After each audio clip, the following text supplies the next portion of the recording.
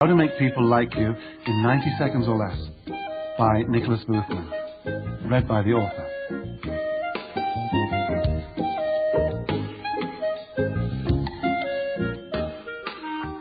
Preface. The secret of success is not very hard to figure out. The better you are at connecting with other people, the better the quality of your life.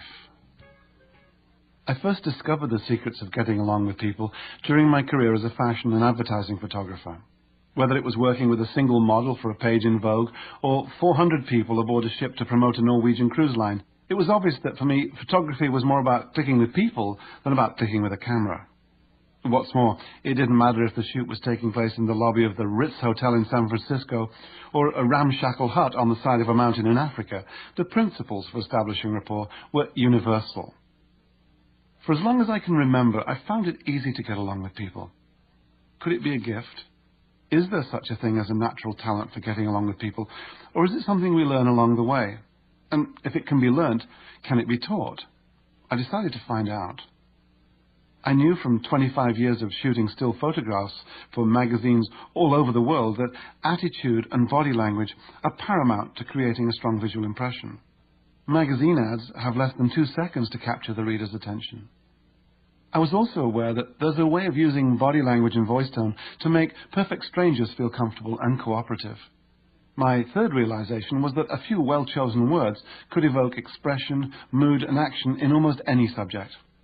With these insights under my belt, I decided to look a little deeper. Why is it easier to get on with some people than others? Why can I have an interesting conversation with a person I've just met, while someone else might dismiss the same person as boring or threatening? Clearly, something must be happening on a level beyond our conscious awareness, but what is it? It was at this point in my quest that I came across the early work of Drs. Richard Bandler and John Grinder at UC Santa Cruz in a subject with the unwieldy name of Neuro-Linguistic Programming, or NLP for short. Many of the things I'd been doing intuitively as a photographer, these two men and their colleagues had documented and analyzed as the art and science of personal excellence. Among a fountain of new insights, they reveal that everyone has a favorite sense. Find this sense and you have the key to unlock a person's heart and mind. As my new path became clearer, I set aside my cameras and resolved to focus on how people work on the inside as well as how they look on the outside. Over the next few years, I studied with Dr. Bandler in London and New York and earned my license as a master practitioner of neuro-linguistic programming. I studied irresistible language patterns in the United States and Canada and England and delved into everything to do with the brain's part in human connectivity. I worked with actors, comedians and drama teachers in America and storytellers in Africa to adapt improvisational drills into exercises that enhance conversation skills. Since then, I've gone on to give seminars and talks all over the world, working with all kinds of groups and individuals, from sales teams to teachers, from leaders of organizations who thought they knew it all to children so shy that people thought they were dim-witted. And one thing became very clear. Making people like you in 90 seconds or less is a skill that can be taught to anyone in a natural and easy way. Over and over, I've been told, Nick, this is amazing, why don't you write it down? Well, I listened. I have, and here it is.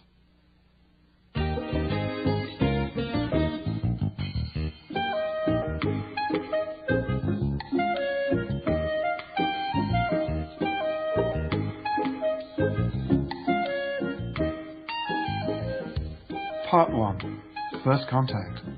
Chapter 1, People Power. When people like you, they see the best in you. Connecting with other people brings infinite rewards. And whether it's landing the job, winning the promotion, gaining the sale, charming a new partner, electrifying your audience, or passing inspection by the future in-laws, if people like you, they see the best in you. The welcome mat is out and a connection is yours for the making. Other people are your greatest resource. They give birth to you, they feed you, dress you, provide you with money, make you laugh and cry, they comfort you, heal you, invest your money, service your car, and bury you. We can't live without them. We can't even die without them. Connecting is what our ancestors were doing thousands of years ago when they gathered around the fire to eat woolly mammoth steaks or stitch together the latest animal hide fashions. It's what we do when we hold quilting bees or golf tournaments, conferences and yard sales. It underlies our cultural rituals, from the serious to the frivolous, from weddings and funerals to Barbie doll conventions and spaghetti eating contests. Even the most antisocial of artists and poets, who spend long, cranky months painting in a studio or composing in a cubicle off their bedroom, are usually hoping that through their creations they will eventually connect with the public. And connection lies at the very heart of those three pillars of our democratic civilization: government, religion, and television. Yes, television. Given that you can discuss Friends or the X-Files with folks from Berlin to Brisbane, a case must be made for the Tube's ability to help people connect all over the globe. Thousands of people impact all aspects of our life, be it the weatherman at the TV studio in a neighbouring city, or the technician at the phone company across the continent, or the woman in Tobago who picks the mangoes for your fruit salad. Every day, wittingly or unwittingly, we make a myriad of connections with people all over the world. The benefits of connecting. Our personal growth and evolution, and the evolution of societies, come about as a result of connecting with our fellow humans, whether as a band of young warriors setting out on a hunt, or a group of co-workers heading out to the local pizzeria after work on a Friday. As a species, we are instinctively driven to come together and form groups of friends, associations and communities. Without them, we cannot exist. Connect and live longer. Making connections is what our grey matter does best.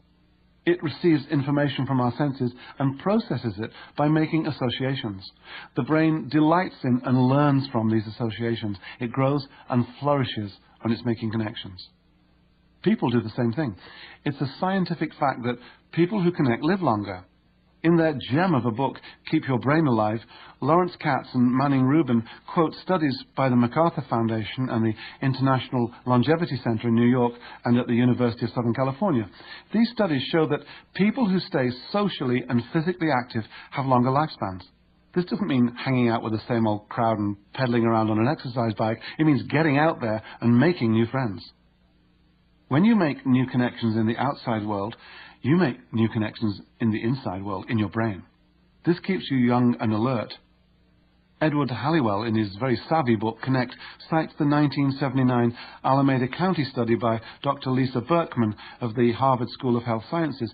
Dr. Berkman and her team carefully looked at 7,000 people aged 35 to 65 over a period of 9 years. Their study concluded that people who lack social and community ties are almost 3 times more likely to die of medical illness than those who have more extensive contacts. And all this independent of socioeconomic status and health practices like smoking, consuming alcohol, obesity, or physical activity. Connect and get cooperation. Other people can help you take care of your needs and desires. Whatever it is you need in this life, romance, a dream job, a ticket to the Rose Bowl, the chances are pretty high that you'll need someone else's help to get it. If people like you, they'll see the best in you, and they'll be disposed to give you their time and their efforts. And the better the quality of the rapport you have with them, the higher the level of their cooperation. Connect and feel safe. Connecting is good for the community.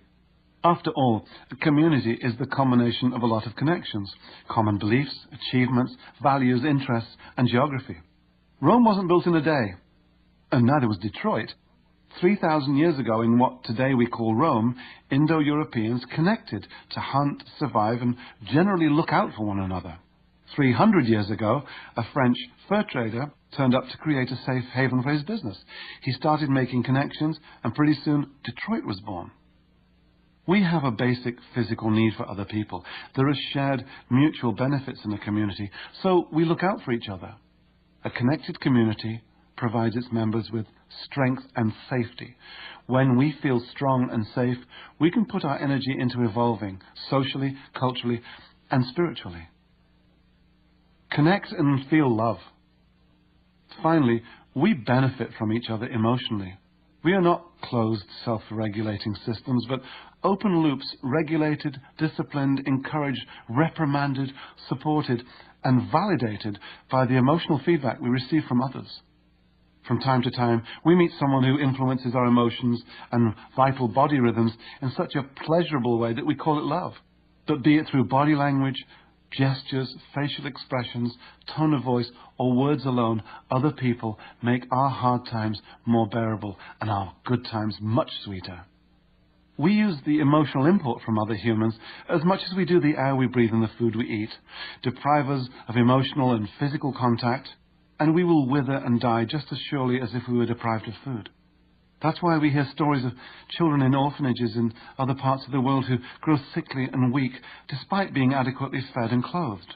People with autism may desire emotional and physical contact but can languish because they're hindered by their lack of social skills.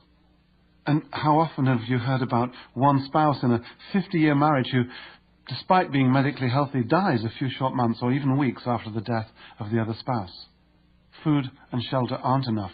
We need each other, and we need love. Face-to-face. The internet has been touted as the ultimate tool for bringing people together into shared communities of interest. And it's true if you're searching for other teddy bear collectors in Toledo or mud wrestlers in Minsk. You may find them on the web. For people who are housebound because of disabilities or illness, the web can also be a godsend. Still, we have to remember that spending hours in front of a screen typing into cyberspace is a poor substitute for the full spectrum of experience offered by face-to-face time with another person. You might well meet someone in a chat room who interests you romantically, but would you agree to marry before meeting a few times in person? You need to be in a person's presence for a while in order to pick up all the verbal and non-verbal cues. The atmosphere created by physical and mental presence is as important as surface attraction, if not more so. For example, what sort of environment do the two of you create? How spontaneous are you? How strong is your need for conversation? What about your openness, your supportiveness? What about companionship? If you don't meet each other's emotional needs, you may be heading for failure. These things can only be determined by face-to-face contact. Only then can you tell if you're really connecting.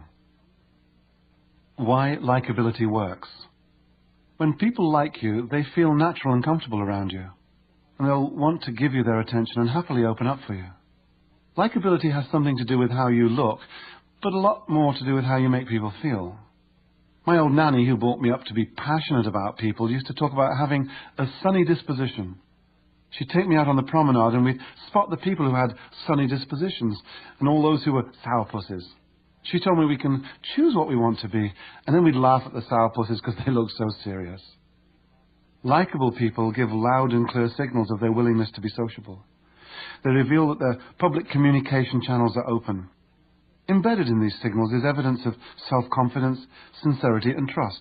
Likeable people expose a warm, easy-going public face with an outgoing radiance that says, I'm ready to connect, I'm open for business. They are welcoming and friendly, and they get other people's attention. Why 90 seconds? Time is precious, time costs money, don't waste my time. Time has become increasingly a sought-after commodity.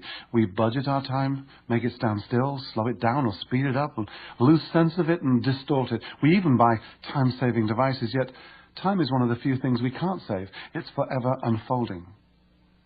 In bygone days, we were inherently more respectful of one another and devoted more time to the niceties of getting to know someone and explore common ground.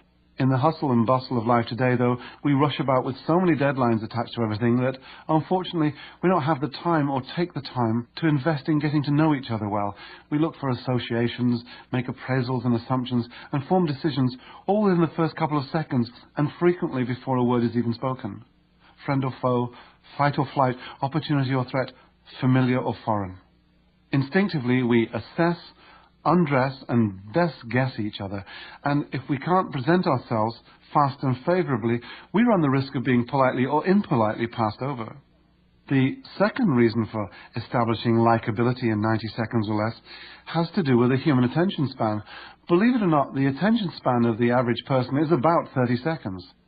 Focusing attention has been compared to controlling a troop of wild monkeys. Attention craves novelty. It needs to be entertained and loves to leap from branch to branch, making new connections. If there is nothing fresh and exciting for it to focus on, it becomes distracted and wanders off in search of something more compelling, deadlines, football or world peace. Try this. Look away and fix your attention on anything that isn't moving. A great piece of art doesn't count. Keep your eyes on the object for 30 seconds. You'll probably feel your eyes glazing over after just 10 seconds, if not before. In face-to-face communication, it's not enough to command the other person's attention. You must also be able to hold on to it long enough to deliver your message or intention. You'll capture attention with your likability, but you'll hold on to it with the quality of the rapport you establish. More and more, it comes down to three things. 1, your presence, or what you look like and how you move. 2, your attitude, that is, what you say and how you say it and how interesting you are. And 3, how you make people feel. When you learn how to make fast, meaningful connections with people, you will improve your relationships at work and even at home.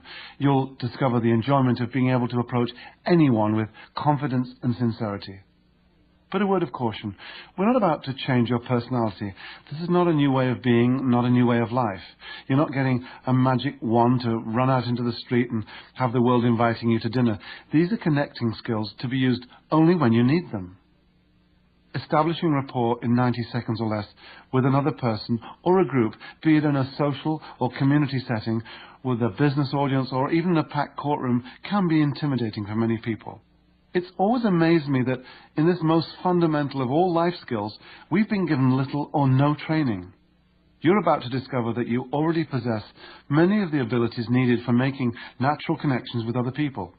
It's just that you were never aware of many of them until now. Chapter 2, First Impressions. For the purposes of this audiobook, there are 3 parts to connecting with other people: meeting, establishing rapport, and communicating.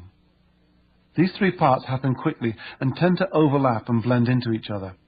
Our goal is to make them as natural, fluid, and easy as possible, and above all, to make them enjoyable and rewarding. Obviously, you begin the connecting process by meeting people. Sometimes you meet someone by chance, the woman on the train who turns out to share your passion for Bogart movies, and sometimes it's by choice, the man your cousin introduced you to because he loves Shakespeare, fine wines, and bungee jumping just like you. If meeting is the physical coming together of 2 or more people, then communicating is what we do from the moment we are fully aware of another's presence. And between these 2 events, meeting and communicating, lies the 90-second land of rapport that links them together. The meeting. If you make the right impression during the first 3 or 4 seconds of a new meeting, you create an awareness that you are sincere, safe, and trustworthy, and the opportunity to go further and create rapport will present itself. The greeting. We call the first few seconds of contact the greeting. Greetings are broken into 5 parts: open, eye, beam, high, and lean. These 5 actions constitute a welcoming program to carry out in a first encounter. Open. The first part of the greeting is to open your attitude and your body language. For this to work successfully, you must have already decided on a positive attitude that's right for you. This is the time to really feel and be aware of it. Check to see that your body language is open. If you have the right attitude, this should take care of itself. Keep your heart aimed directly at the person you're meeting.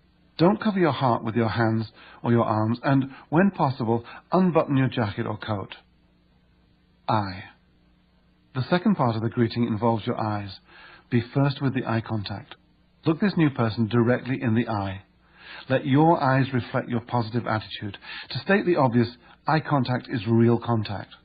Get used to really looking at other people's eyes.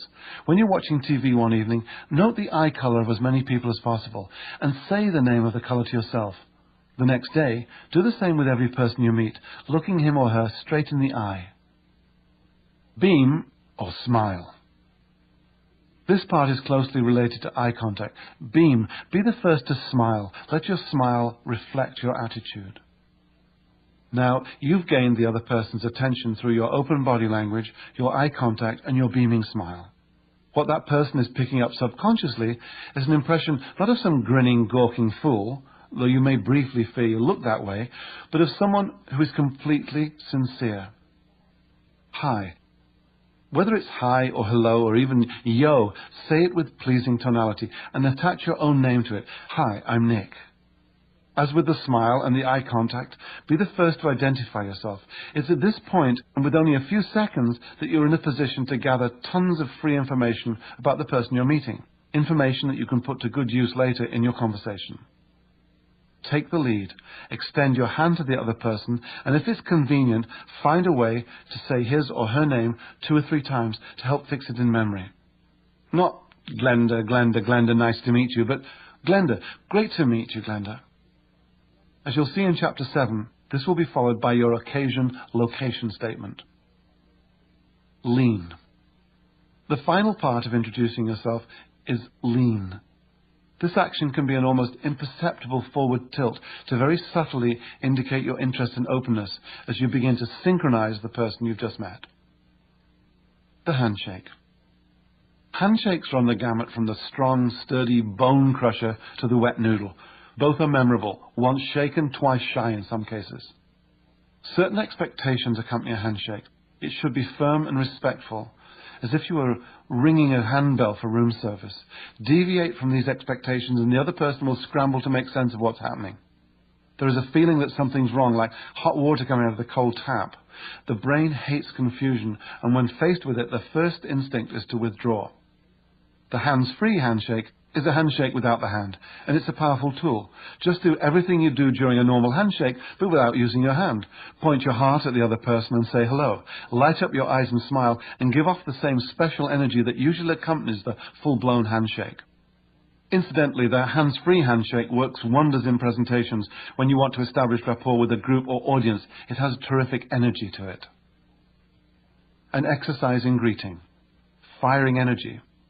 This is one of the most powerful exercises we do in my seminars, but even without supervision, you can turn it into a force to be reckoned with. Ideally, you'll need a partner to work with. Stand about 8 feet apart, facing each other like 2 gunfighters in a cowboy movie.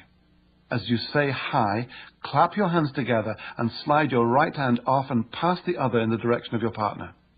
Gather up all the energy you can through your body and store it in your heart. Then clap the energy on through your right hand, the one you use in a handshake, straight into the other person's heart.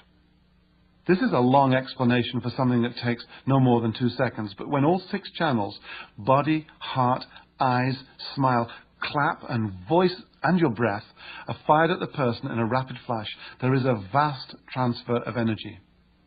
Immediately after receiving the energy, your partner should fire it back at you in the same way. Continue, taking turns, firing energy at each other fast and focused. Be sure to make contact with all 6 channels at once. Practice on each other for 2 minutes. Now the real fun begins. You're going to start firing different qualities of energy. Logic or head energy, communication or throat energy, love or heart energy, power, solar plexus energy, and sexual energy. You've already fired love-heart energy, that is, you've fired at the heart of the other person. Now do the same head-to-head instead of heart-to-heart. Keep firing head or logic energy at each other. Aim the energy from your clap at the other person's head until you both agree that you can feel and differentiate it from the love or heart energy. After 2 or 3 minutes back and forth, try the other regions. Fire energy from your throat to the other person's throat and then back. From your solar plexus to the other person's solar plexus and back. It gets even better. Figure out which kind of energy you want to send. Don't tell them what it is. Now greet your partner, shake hands, say hi, and fire. Your partner must identify the kind of energy he or she is receiving, be it from the head, the heart, the solar plexus. Take turns. Practice and practice until your body language becomes subtle and almost imperceptible. Now go out and try it on the people you meet. Fire energy when you say hi to someone at a supermarket, or to your waiter in the cafe, to your sister-in-law, or the guy who fixes the photocopier in your office. They will notice something special about you. Some might call it star quality. Establishing rapport. Rapport is the establishment of common ground, of a comfort zone where 2 or more people can mentally join together. When you have rapport, each of you brings something to the interaction. Attentiveness, warmth, a sense of humor, for example. And each brings something back. Empathy, sympathy, maybe a couple of great jokes. Rapport is the lubricant that allows social exchanges to flow smoothly. The prize, when you achieve rapport, is the other person's positive acceptance. This response won't be in so many words, but it will signal something like this. I know I just met you, but I like you, so I will trust you with my attention. Sometimes rapport just happens all by itself, as if by chance. Sometimes you have to give it a hand. Get it right and the communication can begin. Get it wrong and you'll have to bargain for attention. As you meet and greet new people, your ability to establish rapport will depend on 4 things. Attitude, your ability to synchronize certain aspects of behavior like body language and voice tone, your conversation skills, and your ability to discover which sense, visual, auditory, or kinesthetic, the other person relies on most. Once you become adept in these 4 areas, you'll quickly be able to connect and establish rapport with anyone, anytime you choose. Keep listening and you'll discover that it's possible to speed up the process of feeling comfortable with a stranger by quantum leaping the usual familiarization rituals and going straight into the routines that people who like each other do naturally. In virtually no time at all, you'll be getting along as if you've known each other for ages. Many of my students report that when achieving rapport becomes second nature, they find people asking, "Are you sure we haven't met before?" I know the feeling, it happens to me all the time. And it's not just people asking me the question. I'm convinced that half the people I meet I've met before. That's the way it goes when you move easily into another person's map of the world. It's a wonderful feeling. Communicating. Everyone seems to have a different sense of the word communication. The definitions usually go something like this. It's an exchange of information between 2 or more people. It's getting your message across. It's being understood. In the early days of neurolinguistic programming, that research project devoted to the study of excellence and modeling how individuals structure their subjective sensory experience, Richard Bandler and John Grinder created an effective definition. They said, the meaning of communication lies in the response it gets. This is simple and brilliant because it means it's 100% up to you whether or not your communication succeeds. After all, you're the one with the message to deliver or a goal to achieve, and you're the one with the responsibility to make it happen. What's more, if it doesn't work, you are the one with the flexibility to change what you do until you finally get what you want. In order to give some form and function to communication here, let's assume we have some kind of response or outcome in mind. People who are low on communication skills usually have not thought out the response they want from the other person in the first place, and therefore cannot aim for it. The skills you'll learn here will serve you on all levels of communication, from social dealings like developing new relationships and being understood in your daily interactions, all the way to life-changing moves for yourself and those in your sphere of influence. The formula for effective communication has 3 parts. Number 1, know what you want. Formulate your intention in the affirmative and preferably in the present tense. For example, I want a successful relationship, and I've filled my imagination with what that relationship will look, sound, feel, smell, and taste like with me in it, and I know when I'll have it, is an affirmative statement, as opposed to, I don't want to be lonely. Number 2, find out what you're getting. Get feedback. You find out that hanging out in smoky bars is not for you, then, number 3, change what you do till you get what you want. Design a plan and follow it through. I'll invite 10 people over for dinner every Saturday night. Do it and get more feedback. Redesign if necessary and do it again with more feedback. Repeat the cycle. Redesign, do it, get feedback until you get what you want. You can apply the cycle to any area of your life that you want to improve. Finance, romance, sports, career, you name it. And so, know what you want, find out what you're getting, and change what you do till you get what you want. This is terrifically easy to remember because a certain colonel had the good sense to open a chain of restaurants using the abbreviation KFC. K, know what you want. F, find out what you're getting. And C, change what you do till you get what you want. What's coming up? In the following chapters, we'll examine the arena of rapport in much more detail, as well as the value of a really useful attitude in projecting an image of yourself. You'll learn what happens at first sight on the surface and below the surface, and the importance of having your body language, your voice tone, and your words be congruent, or all saying the same thing. No cross signals, no mixed messages, no confusion. You'll discover how your body language appeals to some but not to others, and how by making a few adjustments to your own movements, you can positively affect the way people feel about you. Then we'll delve into the warm and welcoming world of synchrony. You'll learn how to align yourself with the signals other people send you so that they will feel a natural familiarity and comfort around you. We'll also discuss the massive importance of voice tone and how it influences the moods and emotions we want to convey. A whole chapter is devoted to starting and maintaining sparkling conversation. We'll explore all the ways to open people up and avoid closing them down. We'll also deal with compliments, obtaining free information, and being memorable. And finally, we'll go even deeper, down to the very core of the human psyche. The astonishing truth is that although we navigate the world through our 5 senses, each of us has one sense that we rely on more than the other 4. I'll show you how people are giving off clues about their favorite sense all the time, and how you can move on to the same sensory wavelength as theirs. Do people who rely mainly on their ears differ from those who rely mainly on their eyes? Darn right they do, and you'll find out how to tailor your approach to communicate with them. Each chapter includes at least one exercise that will help you realize the power of connecting. Some of these exercises can be done alone, but others you have to do with a partner. Well, let's face it, face-to-face communication and rapport skills are interactive activities. You can't learn to do them all by yourself. So there it is, connecting. All day long, men, women and children give away the vital keys to what makes them tick, to how they experience and filter the world through their body language, their tone of voice, their eye movements and their choice of words. They simply can't help doing this. Now it's up to you to learn how to use this wonderful, non-stop flood of information to achieve improved outcomes and more satisfying relationships.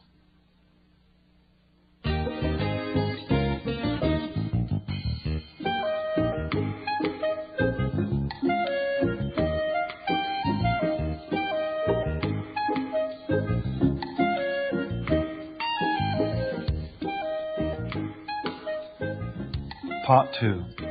The 90-second land of rapport. Chapter 3. There's something about this person I really like. Whether you're trying to make a sale, get a date, or wangle out of a traffic ticket, you need to establish rapport. Sometimes rapport just happens naturally, and you have no clue why. The job gets done, the conversation flows, the cop tears up the ticket. But how often have you found yourself in a situation where, no matter how hard you try, you just can't seem to connect with another person? And it makes no sense. After all, you know you're a fine, decent human being. Maybe you're even a fabulous, wildly attractive human being. But no matter what you say or do, you don't establish rapport and you can't connect. You're not alone. Being a decent sort is not enough to guarantee good rapport with another person. In the dictionary, rapport is defined as sympathetic communication. In our interpersonal communications, we go through certain routines when we first meet a new person. If these routines work out and rapport is established, we can begin to deliver our communication with some certainty it will be accepted and given serious consideration. Serious consideration is vital because the fundamental outcome of rapport is the perception of credibility, which in turn will lead to mutual trust. If credibility is not established, the messenger and not the message may become the focus of attention, and that attention will harbour discomfort.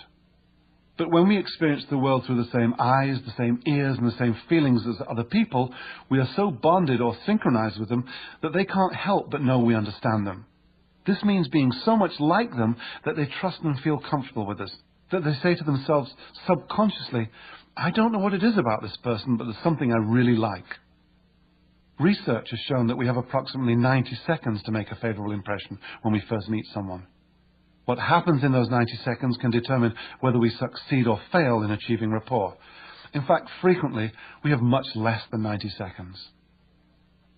Natural rapport. Attraction is present everywhere in the universe. Whether you want to call it magnetism, polarity, electricity, thought, intelligence, or charisma, it's still attraction, and it invests everything, animal, vegetable, or mineral. We form synchronized partnerships naturally, and although they are hardly noticeable to some, they're quite tangible to others. We've always relied on emotional contact and signals from our parents, peers, teachers, and friends to guide us through our lives. We are influenced by their emotional feedback, their gestures, and their way of doing things. When your mother or father sat a certain way, you do the same. If a cool friend or a movie star walks a certain way, you might find yourself adopting a similar gait. We learn by aligning ourselves with the signals other people send us.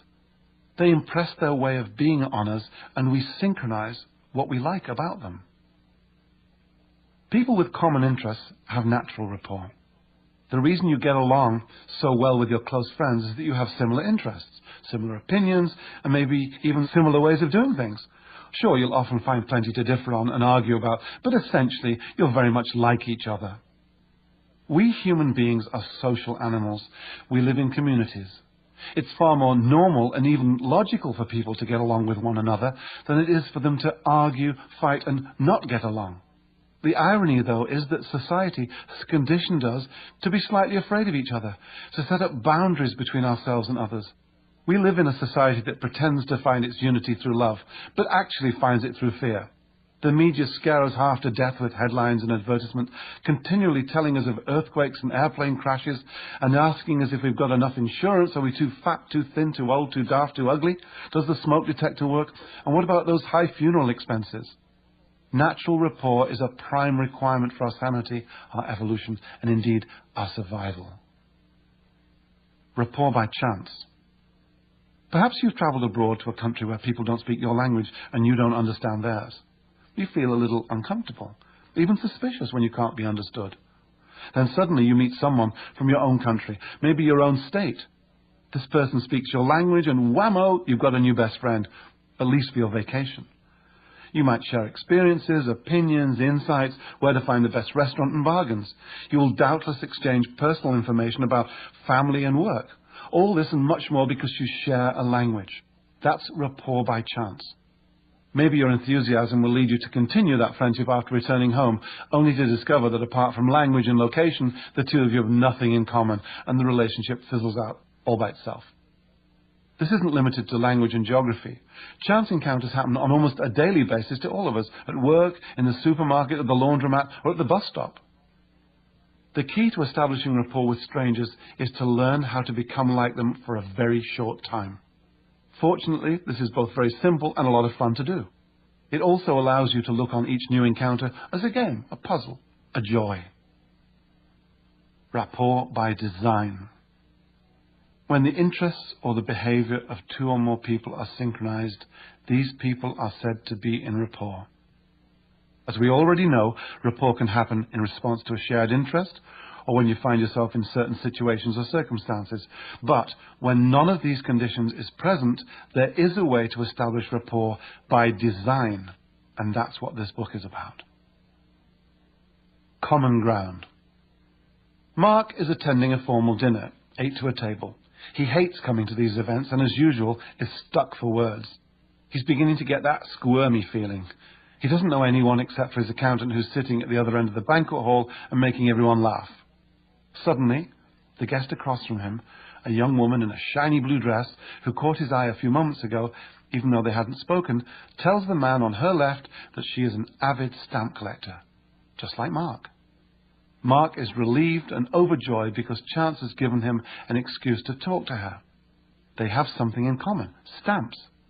Mark speaks up and tells Tanya all about his rare 1948 poached egg stamp and how he found it when his car broke down in Cortlandville in Upper New York State. With both elbows on the edge of the table and a finger poised gently on her cheek close to her ear, Tanya leans toward Mark. Her pupils dilate slightly as her shoulders become softer and more relaxed. Mark too leans forward on his elbows, smiling as Tanya smiles, nodding as she nods. She sips her water. He finds himself doing the same. Mark and Tanya have established rapport. They connected and initiated a relationship through a common interest. They found common ground. The rapport is evident on many levels. The cues and rhythms they are taking from and sending to each other, and the imperceptible modifications of behavior they are making without thinking. Their shared interest has given them proximity, and they are adjusting to one another. Who knows where it will lead? They like each other because they are like each other, and the dance of rapport has begun to calibrate itself. They have made a favourable connection in less than 90 seconds.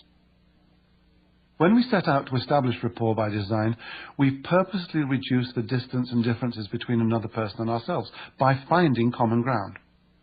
When this happens, we feel a natural connection with the person or persons because we are akin. We've become like each other.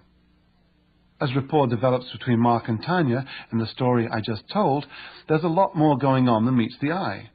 The average person would perhaps not notice, but to the trained eye and ear there's plenty happening. As their shared interest in stamps emerges, so does a similarity in their behavior towards each other. Body language, facial expressions, tone of voice, eye contact, breathing patterns, body rhythms, and many more physiological activities come into alignment. Simply put, they unconsciously start to behave in a like manner. They start synchronizing their actions. Rapport by design is established by deliberately altering your behavior just for a short time in order to become like the other person. You become an adapter just long enough to establish a connection. Precisely what you can adapt and how you do it is what you're about to learn in the chapters that follow. All you'll need at your disposal is your attitude, your appearance, your body, your facial expressions, your eyes, the tone and rhythm of your voice, your talent for structuring words into engaging conversation, and your about-to-be-revealed gift for discovering another person's favorite sense. Add to this an ability to listen to and observe other people and a very large helping of curiosity.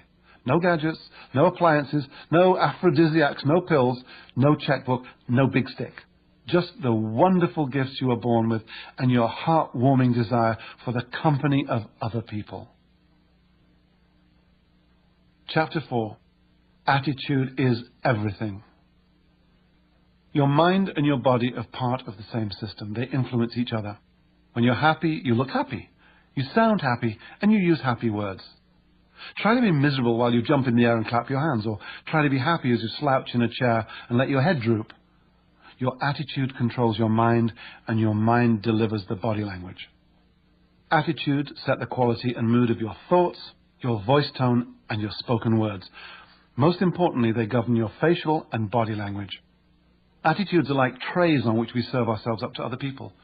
Once your mind is set into a particular attitude, you have very little ongoing conscious control over the signals your body sends out. Your body has a mind of its own, and it will play out the patterns of behavior associated with whatever attitude you find yourself experiencing. A really useful attitude. No matter what you do or where you live, the quality of your attitude determines the quality of your relationships, not to mention just about everything else in your life. I've been using the same bank branch for the last 8 years. From time to time, someone I've never heard of before sends me a letter, spelling my name wrong, to tell me what a pleasure it is to have me as a special customer. No matter how hard they try to improve their personalized service, however, banks are pretty much the same all over, and my bank is really no different from the rest. So why do I still bank there, even though 2 new competing banks have recently opened much closer to where I live? Convenience? No. Better rates? Nope. It's none of these things. It's Joanne, one of the tellers. What does Joanne offer that the institution can't? She makes me feel good. I believe she cares about me, and other customers feel the same way about her. You can tell by the way they talk with her. This charming lady brightens up the whole place. How does Joanne do it? It's simple. She knows what she wants, to please the customers and do her job well. She has a really useful attitude, or to be more precise, 2 fully congruent, really useful attitudes. She is both cheery and interested, and everybody benefits. Me, the customer, her colleagues, her company, no doubt her family, and above all, herself. What Joanne sends out with her really useful attitude comes back to her 1,000-fold and becomes a joyous, self-fulfilling reality. And it doesn't cost a cent. A really useless attitude. Any 2 people can have wildly different attitudes towards the same set of experiences. However, when 2 people react to the same experience with the same attitude, they share a powerful natural bond. Attitudes have the tendency to be infectious, and because they are rooted in emotional interpretation of experiences, they can be distorted and shaped, they can be wound up or wound down. What happens when people lose control and become angry? They look belligerent with their body language, their voice tone is harsh, and they use menacing words. They can be very scary to be around. From the point of view of making people like you, or even getting willing cooperation, we call this a really useless attitude. How often have you seen infuriated parents berating their children for knocking over the bananas at the supermarket, or bored, uninterested shop assistants, or cranky, impatient doctors? They're all putting out useless attitudes. I'm not saying whether this is right or wrong. I'm just pointing out that from a communication standpoint, it doesn't deliver the message very well, assuming they have a message. And that's often the point. Useless attitudes tend to come from people who don't know what they really want from their communication. Remember the K in KFC? It stands for know what you want. If you don't know what you want, there's no message to deliver and no basis for connecting with other people. Most people think in terms of what they don't want as opposed to what they do want, and their attitudes reflect this. I don't want my boss yelling at me anymore comes with a whole different attitude than I want my boss's job or I want to be promoted. In the same way, I'm sick of selling neckties all day long sends a completely different attitude and set of signals to your imagination than does I want to run a charter fishing boat in Honey Harbour. Your imagination is the strongest force you possess. Stronger than willpower. Think about it. Your imagination projects sensory experiences in your mind through the language of pictures, sounds, feelings, smells and tastes. Your imagination distorts reality. It can work for you or against you. It can make you feel terrific or make you feel miserable. So the better the information you can feed into your imagination, the better it can organize your thinking and your attitudes and ultimately your life. It's your choice. The good news is that attitudes are yours to select. And if you're free to choose anyone you please, why not choose a really useful attitude? Let's say you just flew into Miami International Airport and you missed your connection for Omaha. You simply have to get on the next flight at all costs. So you go up to the airline desk and shout at the representative. This is really a useless attitude. If what you want is to get the attendant's maximum help, the best thing you can do is find a really useful attitude that will create rapport and get his cooperation. I'll probably regret saying this, but I've talked my way out of dozens of car-related tickets. I've also failed a few times, and not just for parking infractions.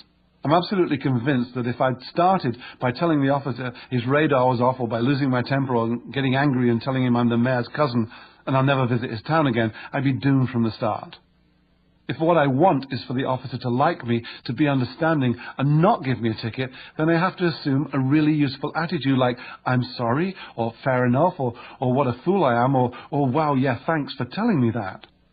The last time I got stopped, the officer followed me into the village supermarket parking lot and pulled to a stop across the back of my car. I got out and walked to his car. From his physical appearance, with his beard and body set, I figured he was a kinesthetic or a feeling-based person. You'll learn more about this later. So the first words out of my mouth were fair and square. That's because there was no doubt I was in the wrong. He gave me a well-deserved speech about what I'd done and let me off with a warning. The point is that my attitude set the tone for the encounter because I knew what I wanted. In face-to-face situations, your attitude precedes your life. When you meet someone for the first time, you can be curious or enthusiastic, inquiring, helpful or engaging, or my favorite, warm. There's something intoxicating about warm human contact. In fact, scientists have discovered that it can generate the release of opiates in the brain. How about that for a really useful attitude? Needless to say, a really useful attitude is more useful than revenge and disrespect. An exercise in attitude. Triggering happy memories. You know how certain sounds can remind you of something special in your life? When I was 8, my mother took me to a resort where I stood next to a man making fresh donuts while Paul Anka sang Diana in the background.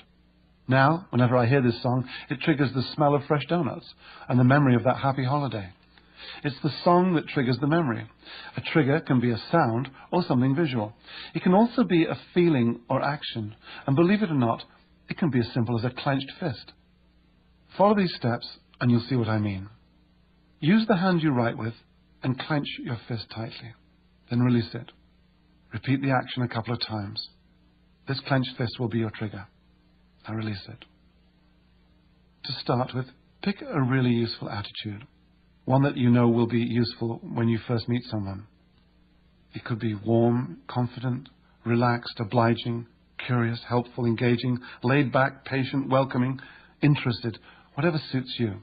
But it must be one that you've experienced at some time in your life and can recall on demand. Find a comfortable spot, quiet and not too bright, where you won't be disturbed for a few minutes. Sit down, place both your feet on the floor, and breathe slowly into your abdomen, not your chest, and relax. Now you're ready. close your eyes and picture a time in your life when you felt the attitude you've chosen. In your mind's eye, make a picture of this specific event. Put in all the detail you can remember. What was in the foreground and the background? Is the picture sharp? Is it fuzzy? Is it black and white or color? Is it large or small?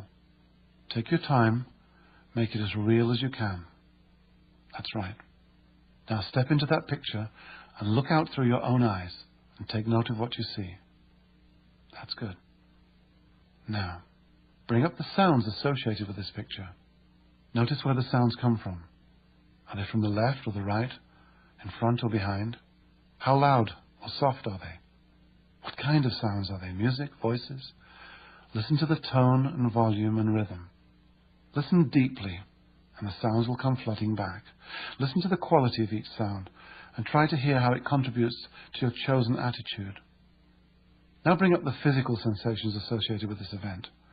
The feeling of the things around you, the air temperature, your clothing, your hair, what you were standing or sitting on. Notice the feelings inside your body. Where do they begin? Perhaps they move around inside your body. Move your concentration deep into these wonderful feelings and enjoy them. Ride with them. Notice any smells and tastes that want to be included and savor them as well. Now, although your outside eyes are still closed, look out through your inside eyes again at the scene. Make the picture sharper and brighter and bolder and bigger. Make the sounds stronger, clearer, purer, more perfect. Make the feelings richer, stronger, deeper, warmer. Follow the intensity of the feelings as they move from one place to another. Then loop them back to the beginning and intensify them.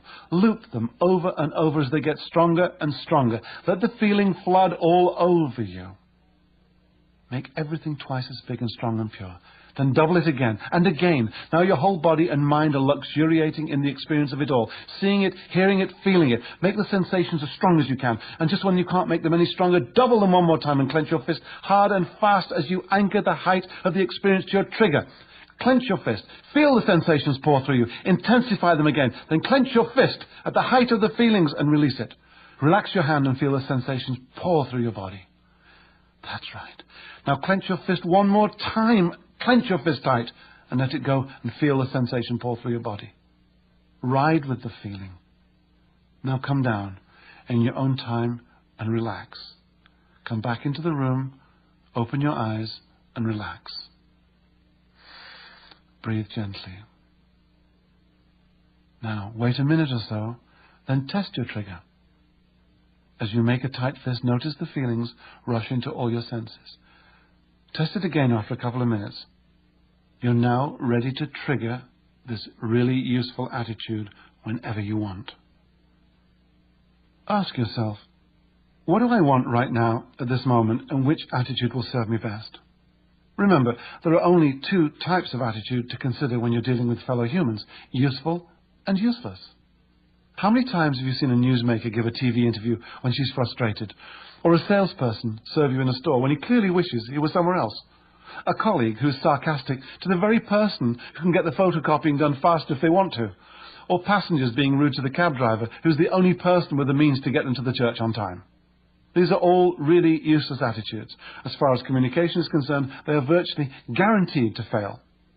A really useful attitude is one of the major delivery vehicles of your likability factor, and it works like a charm.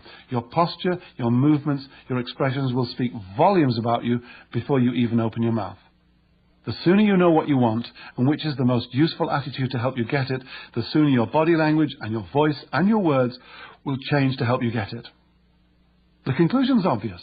People who know what they want tend to get it because they're focused and positive, and this is reflected outward and inward in their attitude. Take on a cheery attitude the next time you meet someone new and see how your whole being changes to the part. Your look will be cheery, you'll sound cheery, and you'll use cheery words. This is the full communication package. Other people make major adjustments in their responses to you based on the signals you transmit. The next chapter will take a detailed look at how these signals combine to present a positive image. Chapter 5. Actions do speak louder than words. First impressions are powerful. Along with the instinctive fight or flight appraisals, we're also weighing the opportunities involved in almost every new face-to-face encounter. No matter how hard we try, we cannot get away from the fact that image and appearance are important when meeting someone for the first time. Dressing well goes a long way to making a positive impression as you begin to establish rapport. But how do you make people warm to you? And how do you project the likable parts of your own unique personality? Body language. Your body language, which includes your posture, your expressions, and your gestures, accounts for more than 1/2 of what other people respond to and make assumptions about. When people think of body language, they tend to think it means what happens from the neck down. But much of what we communicate to others and what they make assumptions about comes from the neck up. Facial gestures and nods and tilts of the head have a vocabulary that equals or exceeds that of the body from the neck down. The signals we send with our bodies are rich with meaning and global in their scope. Some of them are hardwired into us at birth, and others are picked up from our society and our culture. Everywhere on the planet, panic induces an uncontrollable shielding of the heart with the hands and/or a freezing of the limbs. A smile is a smile on all continents, while sadness is displayed through downturned lips as often in New York as in Papua New Guinea. The clenched fists of determination and the open palms of truth convey the same message in Iceland as they do in Indonesia. And, no matter where on earth you find yourself, mothers and fathers instinctively cradle their babies with the head against the left side of their body, close to the heart. And the heart is at the heart of it all. Facial expressions and body language are all obedient to the greater purpose of helping your body maintain the well-being of its center of feeling, mood, and emotion, your heart. Volumes have been written about body language. But when all is said and done, this form of communication can be broken down into 2 rather broad categories: open and closed. Open body language exposes the heart, while closed body language defends or protects it. In establishing rapport, we can also think in terms of inclusive gestures and non-inclusive gestures. Open body language. Open body language exposes the heart and signals cooperation, agreement, willingness, enthusiasm, and approval. These gestures are meant to be seen, they show trust, and they say yes. Your body doesn't know how to lie. Unconsciously, with no directions from you, it transmits your thoughts and feelings in a language of its own to the bodies of other people, and these bodies understand the language perfectly. Any contradictions in the language can interrupt the development of rapport. In his classic work, How to Read a Person Like a Book, Gerard Nierenberg explains the value of open gestures. These gestures include open hands and uncrossed arms, as well as the occasional subtle movements towards the other person that say, "I'm with you," and shows acceptance. An open coat or jacket, for example, both literally and symbolically exposes the heart. When used together, such gestures say, "Things are going well." Positive, open body gestures reach out to others. These gestures are generally slow and deliberate. When an open person makes contact with the heart of another person, a strong connection is made and trust becomes possible. You know the feeling of a good hug or a heart-to-heart talk. So, when you meet someone new, immediately point your heart warmly at that person's heart. There is absolute magic in this. Other common open gestures include standing with your hands on your hips and your feet apart, a stance that shows enthusiasm and willingness, or moving forward in your chair. Leaning forward shows interest, and uncrossing your arms and legs signals you are open to suggestions. Closed body language. Defensiveness is shown through gestures that protect the body and defend the heart. These gestures suggest resistance, frustration, anxiety, stubbornness, nervousness, and impatience. They are negative gestures and they say no. Crossed arms are common to all manifestations of defensiveness. They hide the heart and defend one's feelings. Although you can be relatively relaxed with your arms crossed, the difference between a relaxed crossed arm position and a defensive crossed arms position is the accompanying gestures. For example, are your arms loosely folded or pressed close to your body? Are your hands clenched or open? Defensive gestures are often fast and evasive and beyond your conscious control. Your body has a mind of its own and is ruled by your attitude, useful or useless. In addition to crossed arms, the most obvious defensive gestures are avoiding eye contact with the other person and turning your body sideways. Fidgeting is another negative gesture which can also show impatience or nervousness. Right away, you can see the difference between a person who faces you squarely and honestly and someone who stands sideways to you with crossed arms and hunched shoulders while the two of you talk. In the first instance, the person is openly pointing his heart directly at your heart.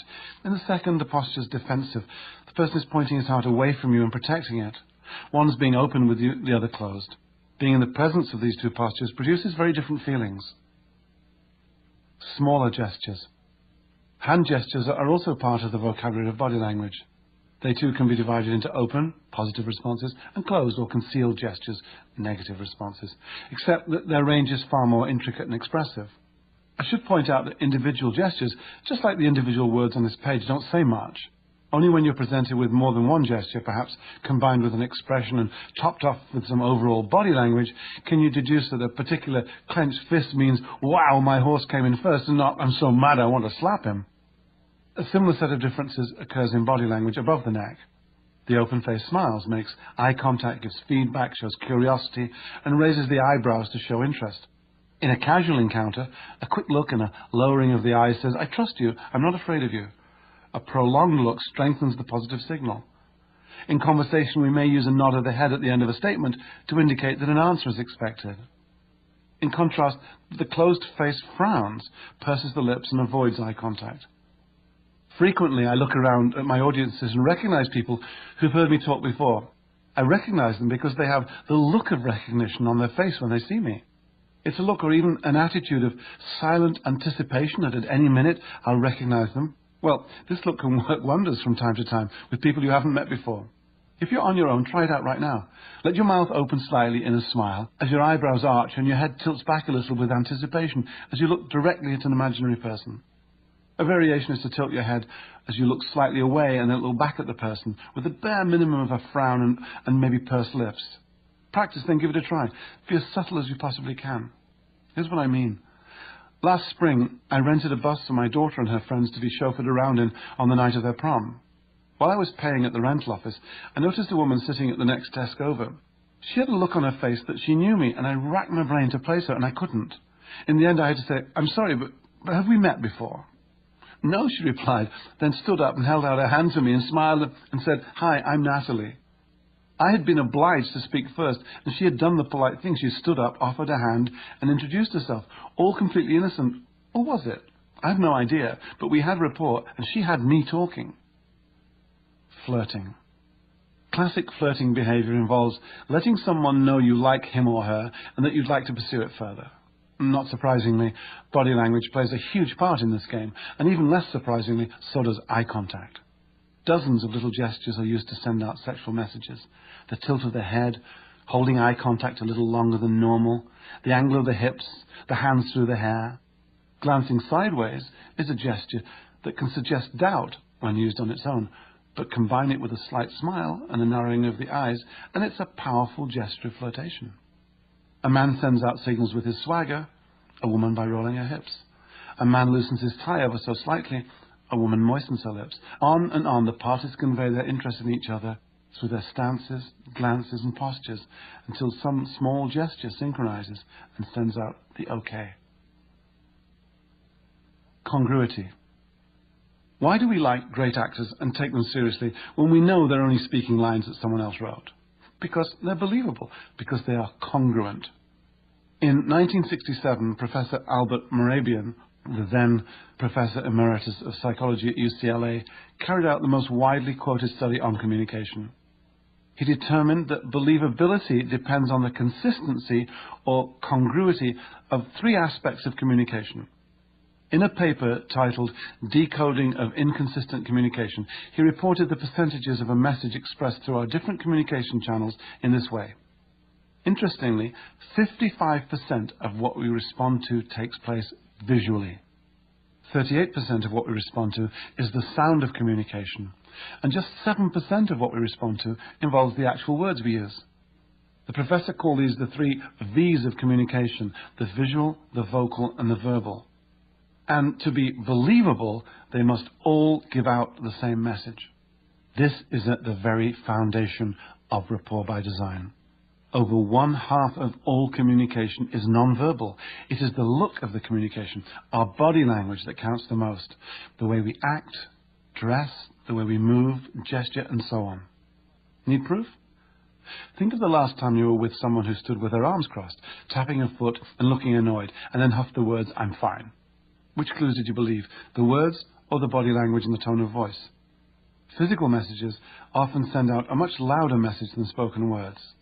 Since 55% of your communication occurs as body language, see how easy it is, whether consciously or not, to either signal openness or defensive to another person by means of your body language.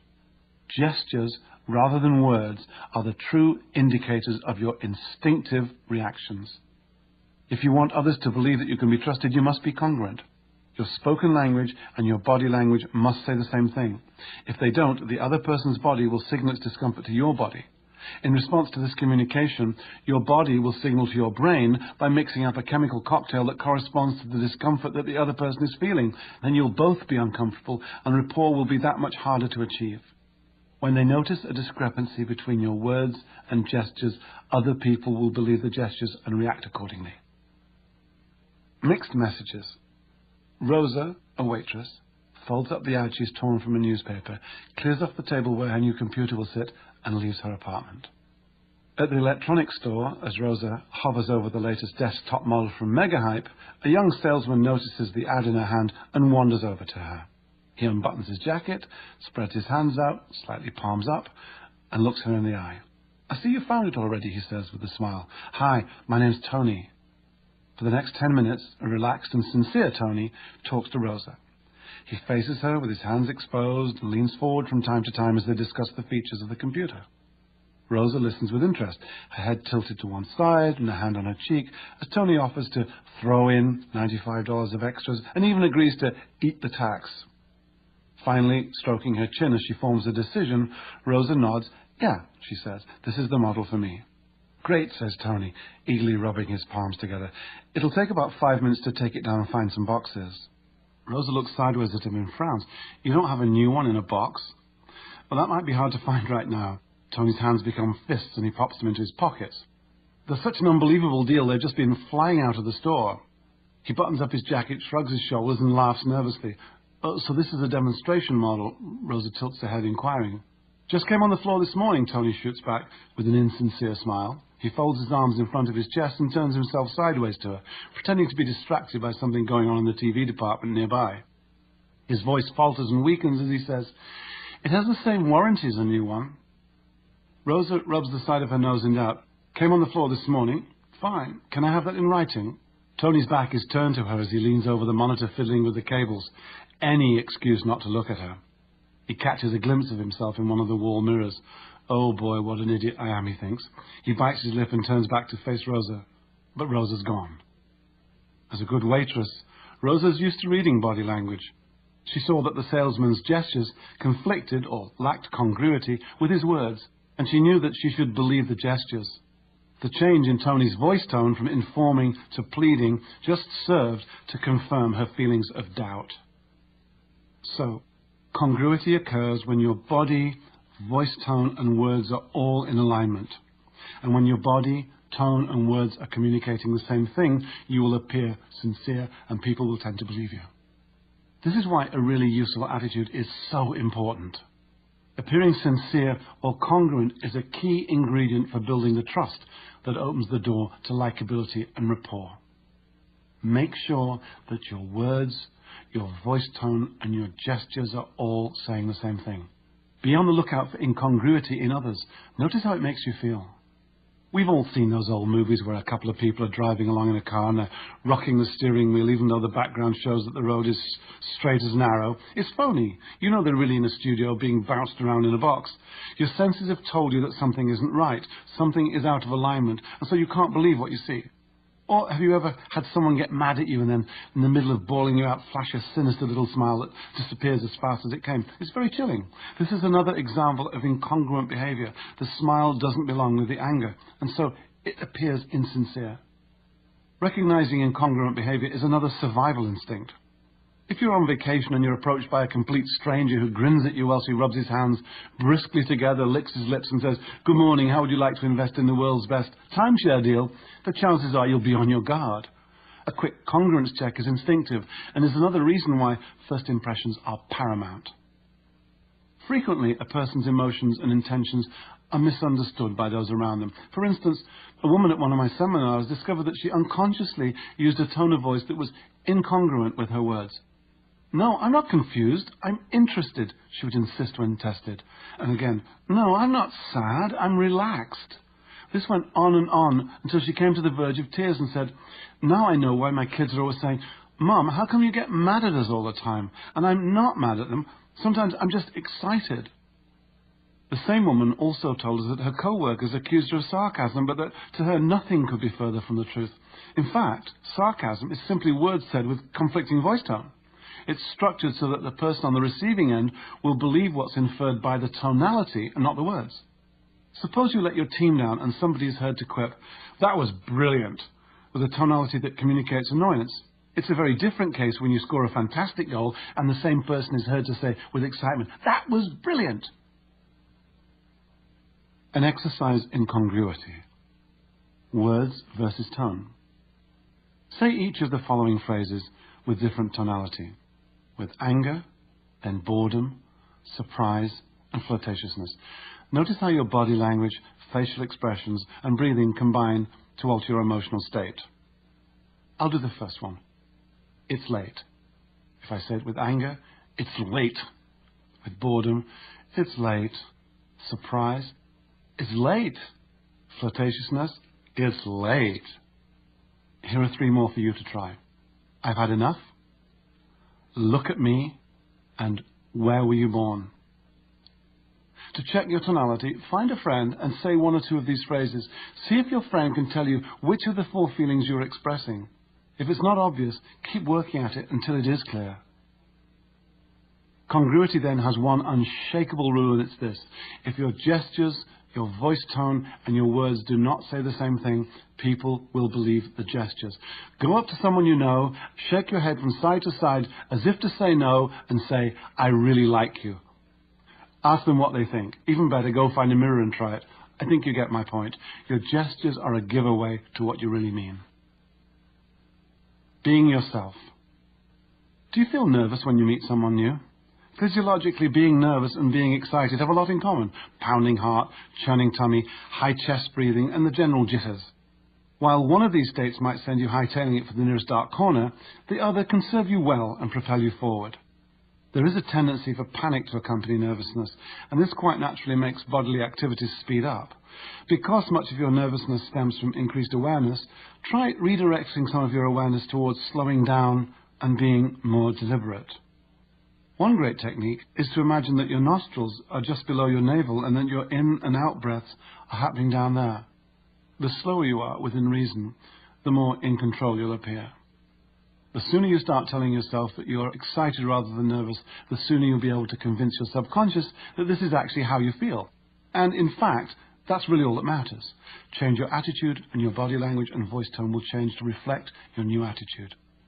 Keep in mind that most people are as eager as you are to establish rapport, and they will generously give you the benefit of the doubt. Don't try too hard. In a study conducted at Princeton University, students of both sexes were questioned about their methods of sizing up people they met for the first time. Over-eagerness was one of the most reported turn-offs. Don't smile too hard, don't try to be too witty, don't be over-polite, and avoid the temptation to be patronizing. As you become more at ease with your attitude, people will begin to notice characteristics that are unique to you, that set you apart from others and define you as an individual. You'll naturally and easily project the likable parts of your own unique personality and have more conscious control and confidence in your ability to create rapport at will. It's just about impossible to be incongruent when you're operating from inside any kind of attitude, useful or otherwise, because your attitude precedes you. It is an essential component of the first impression you make on new acquaintances. Chapter 6. People like themselves. My neighbour down the road loves to fish. So do his 2 sons, who, by the way, look like their dad and walk like him. What a bond. I don't fish, and neither do any of my 5 children, but we share the same sense of humour. What a relief. My aunt in Scotland is a medical doctor, and so is her daughter. They think alike. Another coincidence? The plumber in our village comes from 3 generations of plumbers. The woman who sold me a big ripe Gouda cheese at the Wednesday farmers market in Leiden, just outside Amsterdam, had her mother and her daughter working for her, all dressed the same. What's going on here? Is there some kind of pattern emerging? How come they're so much alike? They've all grown up with harmonious behavior on many levels, physical and mental. They have synchrony. Since he was only 3 years old, my neighbour's youngest son has handled a fishing rod with great respect, just like his dad.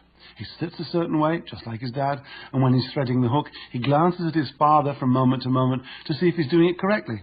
A certain almost imperceptible expression says, continue, while another says, be careful, and yet another says, you've got it wrong. The boy uses his own instincts to learn from his father, along with very subtle guidance from his father's expressions and body language, and at times his gentle, encouraging voice. Now he can do it, just like his dad. Natural synchrony. We learn our life skills through guidance and rapport with others. As we continually pick up signals from our parents, our peers, teachers, coaches, the television, movies, and our environment, our behavior is modulated and organized by synchronizing ourselves with the conduct of others and adjusting to their emotional feedback. Unwittingly, we've been synchronizing ourselves with other people since birth. A baby's body rhythms are synchronized with those of its mother. An infant's mood is influenced by his father's mood. A child's favorite toys are selected to keep pace with her peers. A teen's tastes must conform to what's cool, and an adult's preferences are influenced by mate, friends, and the community. All day long, we synchronize ourselves with those around us. We do it all the time. We thrive on it. We can't exist without it. We are always influencing each other's behavior. Every moment we are with other people, we make minute adjustments to our behavior and they to ours. This is what synchrony is all about. We process the signals unconsciously and transmit them to each other through our emotions. It's how we draw our strength and convictions. It's how we feel safe. It's how we evolve. And it's why people like, trust, and feel comfortable with people who are just like them. People hire people like themselves. People buy from people like themselves. People date people like themselves. People lend money to people like themselves, and so on ad infinitum. Perhaps you've noticed that you take to some people immediately on meeting them for the first time, and yet feel no rapport at all with other new people. Or you might even feel an instant dislike for some people. This is something we've all experienced, but have you ever stopped to wonder why this happens? Why is it that with certain people you feel the natural trust and comfort that comes with rapport? Think back over the last week to some of the people you've met in your adventures. Go over the meetings in your mind and relive them. What was it about the people you liked that made you like them? Chances are you shared something, interests or attitudes or ways of moving. People who get on well together usually have things in common. Those who share similar ideas, have the same taste in music or food or read similar books, or like the same holidays, hobbies, sports, vacations, will feel immediately comfortable with one another and like each other better than those who have nothing in common. In my workshops, I go over to a large blackboard and write, I like you. Then I add the tiny 2-letter word am between the first and second words of that great phrase, so it reads, I am like you. The fact is that we like people who are like us. We are at ease with people who feel familiar. Where do you think the word familiar comes from? Look to your close friends. The reason you get along so well with them is that you have similar opinions, maybe even similar ways of doing things. Sure, you'll often find plenty to differ on and argue about, but essentially, you'll like each other. People with similar interests have natural rapport. If you share an interest in motorsports as one of the guys at the office, this can become a basis for rapport. Or perhaps you have 2 toddlers and go to the park every afternoon to meet up with other mothers in the same circumstances. This, again, is a basis for rapport. You've heard the saying, birds of a feather flock together. Well, quite simply, people are comfortable when they're surrounded by people like themselves. Rapport by chance holds true not just on the surface, but underneath as well. Shared belief, appearances, tastes, and circumstance all contribute to rapport. Perhaps you feel comfortable around people with fluent, expressive voices, or sensitive people who speak softly and slowly. Maybe you enjoy the company of people who share their feelings when they communicate, or those who get straight to the point and don't mince their words. When you establish rapport by chance, you've come across someone who grew up with or developed a style similar to your own. The art of synchronizing. But why wait for rapport to happen naturally? Why not go straight into synchronizing other people's behavior as soon as you meet them? Why not invest 90 seconds or less of your time to establish rapport by design? Look around any restaurant, coffee shop, mall, or other public place where people meet each other and look around to see which ones are in rapport and which ones aren't. The ones who have rapport sit together in the same way. Notice how they lean forward towards one another. Notice their leg and arm positions. Those in rapport are synchronized, almost like dancers. One picks up a cup, the other follows. One leans back, the other does the same. One talks softly, the other talks softly. The dance goes on. Body position, rhythm, tone of voice. Now look for those people who are clearly together but not synchronized, and observe the differences. Which pairs appear to be having a better time?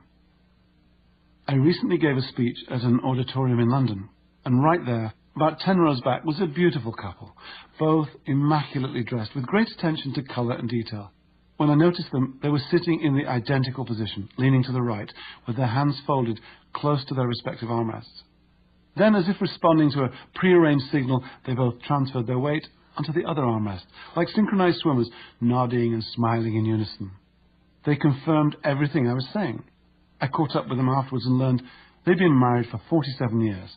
They were fit, healthy, happy, and totally synchronized. Our goal, then, is to discover the structure of synchrony and modify it to apply to the different types of people we meet.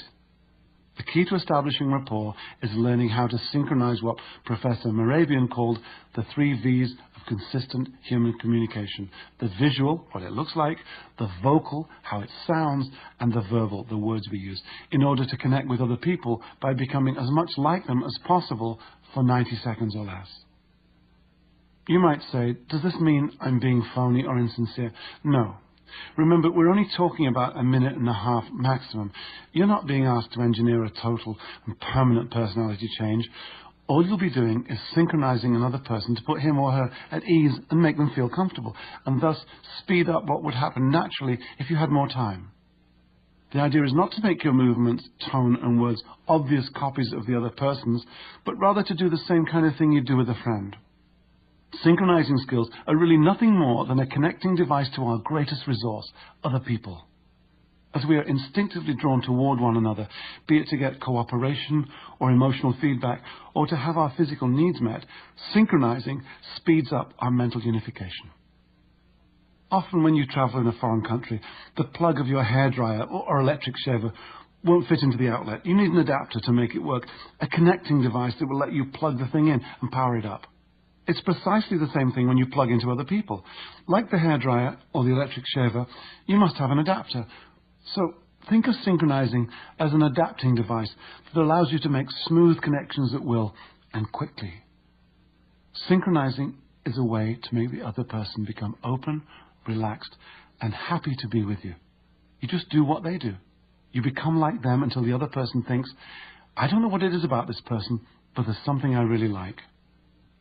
You could think of synchronizing as rowing your boat alongside another person's rowboat, pointing it in the same direction at the same speed and picking up the other person's pace, stroke, breathing pattern, mood and point of view. As he rows, you row. As she rows, you row. One evening, a few years ago, I was sitting in the chalet of a ski club, waiting for my 2 youngest daughters to finish night skiing. Suddenly in walked a neighbour, a lawyer who'd been on polite nodding terms with my family. When I saw him arrive, I made up my mind to try out some simple synchronizing on him. I decided on the outcome I wanted, remember, know what you want, and that I would continue synchronizing until he made a definite gesture of friendship. I calmly stood up and he spotted me. We met in the middle of the large room. Hi there, he said with a tight-lipped smile as he shook my hand. Matching the tone of his voice, his grimace and his body stance, I echoed, hi there. He placed one hand on his hip and with the other pointed out of the chalet window, just waiting for my kids to finish. Me too, I said, mirroring his gestures. I'm waiting for my kids to finish. I synchronized him respectfully for less than 30 seconds of normal, innocent conversation. Then he suddenly blurted out, you know something? We really don't see enough of you and your family. Why don't you come by for dinner one night? We set the date right there and then. I could almost read what had happened by the way his mouth twisted. He was thinking, there's something about this guy I really like, but I'm not quite sure what it is. Obviously, if he felt I'd been copying him, he'd have never have issued the invitation. I had approached him with a really useful attitude of warmth, that even though I was synchronizing him, I kept fairly close to the surface. I faced him, immediately took on his overall posture, and used similar gestures and facial expressions. The vocal part, his voice tone and speed, was easy to fall in with, and I used similar words.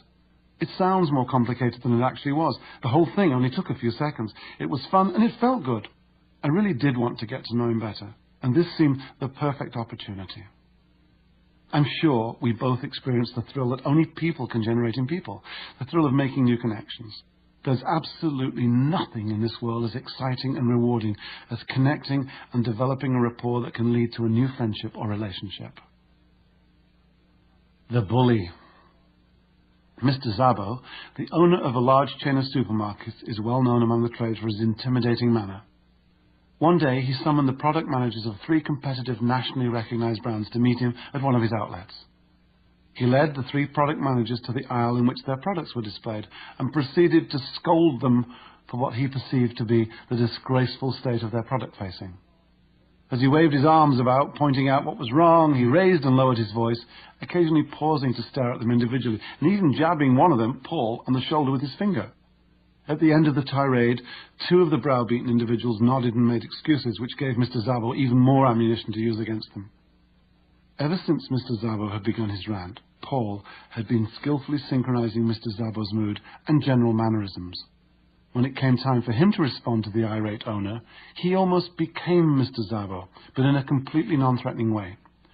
He used similar arm gestures, tonality, pauses, and attitude, and he even jabbed Mr. Szabo on the shoulder as he said, "You're absolutely right." As they talked back and forth for a minute or so, Paul calmed down his own gestures, and Mr. Szabo followed. When they finished talking, Mr. Szabo put his arm round Paul's shoulder and led him to the end of the aisle. There he collared one of the store staff and said to him, "Give this man any help he needs." Paul had successfully joined Mr. Szabo in his world and led him quickly, skillfully, and respectfully to his own desired outcome. So what about difficult people? I'm often asked what you're supposed to do when you meet someone who's all bundled up with defensiveness, tight jaw, arms crossed defensively, or hands jammed into pockets, or the best way to handle a bully, or a shy person, or a complainer, or someone who's arrogant or overly aggressive.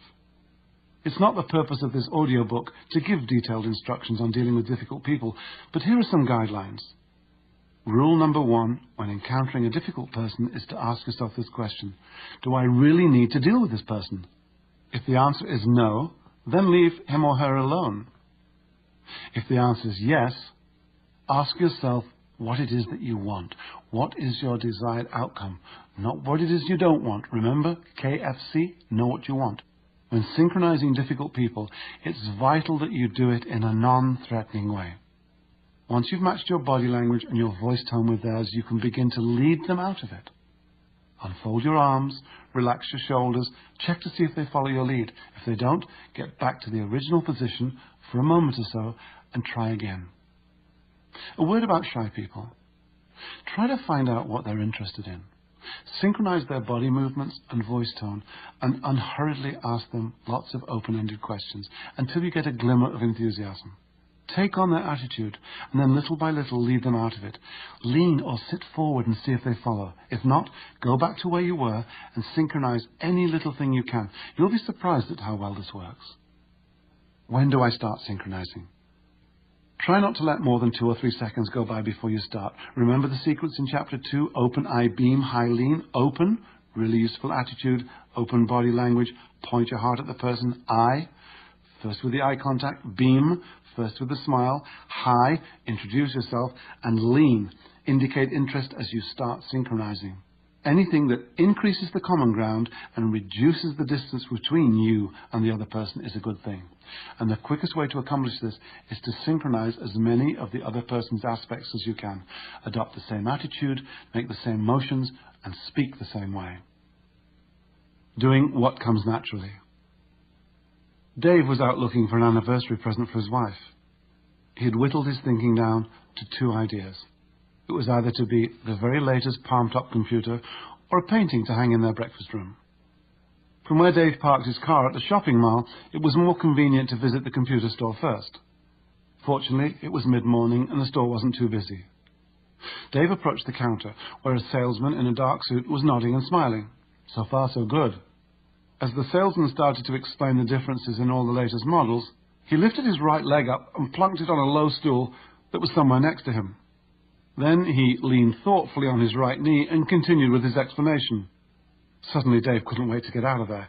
It wasn't that he lacked interest, it was just that the macho leg-raised position was completely out of sync with his own posture, and it made him feel uncomfortable. It was a completely different story at the art gallery. Dave stopped in front of a painting that took his fancy and adopted a contemplative stance, weight on one leg, arms folded, but with one hand on his chin and a finger hooked around his lips. After maybe a minute, he became aware of somebody standing quietly next to him and heard a soft, supportive voice simply say, "Nice, isn't it?" "Yes, it is," Dave replied in a pensive voice. "Let me know if I can help you," said the lady at his side. She withdrew to another part of the gallery. Within 5 minutes, Dave had bought the painting. It seemed the natural thing to do. Dave felt comfortable just looking at the painting. The woman had slipped in beside him, taken on the same body language as his, and dropped into the same attitude. She had made a seamless connection by exercising perfect, effortless synchrony. 55% body language, 38% voice tone, and just 7% words, the 3 V's. Synchronizing attitude. Synchronizing attitude, or multiple congruity to give it its scientific name, takes into account location and mood. It's also frequently supportive, as when a friend is challenged and you take a stand with him, or a parent deeply relates to a child's problem with a class assignment, or you share the exhilaration your partner feels over a promotion. When people go through things together, they will often be synchronized right down to primal sighs of despair or shouts of joy. Pick up on other people's feelings, synchronize their movements, their breathing patterns and expression, and you'll deeply identify with them and tune in to the overall mood suggested by their voice and reflect it back.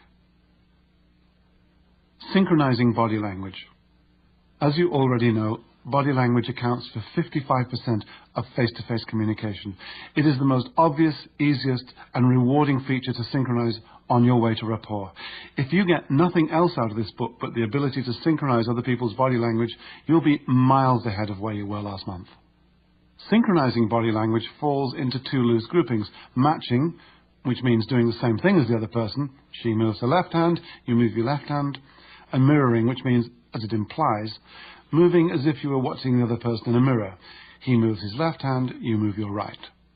Maybe you're thinking, well, won't other people notice that I'm copying their behavior? Actually, they won't, unless your copying is blatant. Remember, your movements must be subtle and respectful. If someone sticks a finger in his ear and you do the same, then yeah, he'll probably notice that. But when a person is focused on conversation, he or she will not pick up on subtle synchronizing. Synchronizing a particular gesture. Hand and arm movements are especially easy and natural to synchronize by matching and mirroring. Some folk raise their shoulders when they talk, others slightly move their hands around as they express themselves. Do whatever they do. If you find it uncomfortable at first, then go a little at a time until, with practice, you become an expert synchronizer. Just the fact that you're noticing these different types of gestures is a big step in the direction of making people like you in 90 seconds or less. Body posture. Overall body posture is known as the attitude of the body. It shows how people present themselves and is a good indicator of emotional state. That's why we sometimes refer to it as adopting a posture. When you can accurately adopt a person's posture, you can get a pretty fair idea of how he or she feels. Overall body movements. Whether it's a job interview or striking up a conversation at the museum fundraiser, observe the person's overall body movements, then gently mirror or match them. If he has a leg crossed, then cross a leg. If he's leaning against the grand piano, do it. If she's sitting sideways on a banquette, sit sideways. If she's standing with her hands on her hips, do the same. Body movements like leaning, walking, and turning are easily synchronized. Head tilts and nods. These are the simplest movements to synchronize. Fashion photographers know that most of the feel of a terrific cover shot comes from the innuendo created by subtle tilts and nods of the head. Sure, the face is important, but it's the angles that carry the message. Pay close attention to them. Most good physicians and therapists find that they synchronize tilts and nods without giving it a second thought. It says, I hear you, I see what you're saying, and I feel for you. Facial expressions. Along with tilts and nods, synchronized facial expressions show agreement and understanding. They come naturally. When he smiles at you, your natural inclination is to smile back. When she shows wide-eyed surprise, give it back to her. Look around at the next luncheon or dinner you attend and notice how those with the deepest rapport are doing it all the time. It's an easy and natural, surefire way to make someone like you. You can match the same amount and same style of eye contact. It may be fleeting or direct or coy. Whatever it is, pick up on it and return it in the same way. Breathing. Pay attention to breathing. Is it fast or slow? Is it high in the chest, low in the chest, or from the abdomen? You can usually tell how people are breathing by watching the shoulders or the folds in their clothing. Synchronizing their breathing can be soothing and comforting to them. I teach volunteers who sit with terminally ill cancer patients how to have rapport with those in their care. The first thing I stress is breathe in and out with them. Then when you speak, you're actually doing it on their out-breath, and this has a very calming effect. Rhythms. The same rule applies for anything rhythmic. If she taps her foot, tap your pencil. If he nods his head, pat your thigh. In the right circumstances and with judicious application, this works well as long as it's beyond conscious awareness. If not, the next sound you hear may just be the door slamming shut, or worse. Just use common sense and discretion. An exercise in synchrony. In and out of sync. For this exercise, you'll need two other people besides yourself. So you have A, B, and C. A does the actions, B synchronizes A's actions, and C tells them when to synchronize and when to break synchrony. Quite simply, standing, sitting, or walking, A and B converse casually about anything they want. B synchronizes A's actions. In other words, B does whatever A is doing. After about 30 seconds, C tells them to break synchrony, so that B now stops synchronizing with A and starts to move their body in a very different way. After another 30 seconds, C tells them to synchronize again, to start synchronizing again. And this goes on for 30 seconds. After another 30 seconds, they break synchrony again, and then after 30 seconds, they synchronize again. Now, switch places with A or B, so we have a different A, B, and C. Keep rotating so that each one of you assumes a different role in the exercise. Compare notes at the end of each rotation. The comments will most likely be similar to these. When I broke synchronization, it was as if a huge wall had been erected between us, or when we stopped synchronizing, the level of trust plummeted. You can try this out on your own. Synchronize someone for a couple of minutes, then deliberately mismatch his or her movements for 1 minute before getting back into synchrony again. Go in and out at will and notice the difference. It will be tangible. Leading. As an extension of the same exercise, we can try leading. When you're sitting and talking with a friend, one of you might cross a leg and the other might do the same without thinking. This means that one of you is following the other's lead, which is a sure sign that the two of you are in rapport. As you quickly become proficient at synchronizing, you can test to find out just how well your rapport is going. After 3 or 4 minutes, regardless of what has gone before, and without the other person being aware of what you're doing, make a subtle move that's independent of your synchronizing. Lean back or cross your arms and perhaps tilt your head.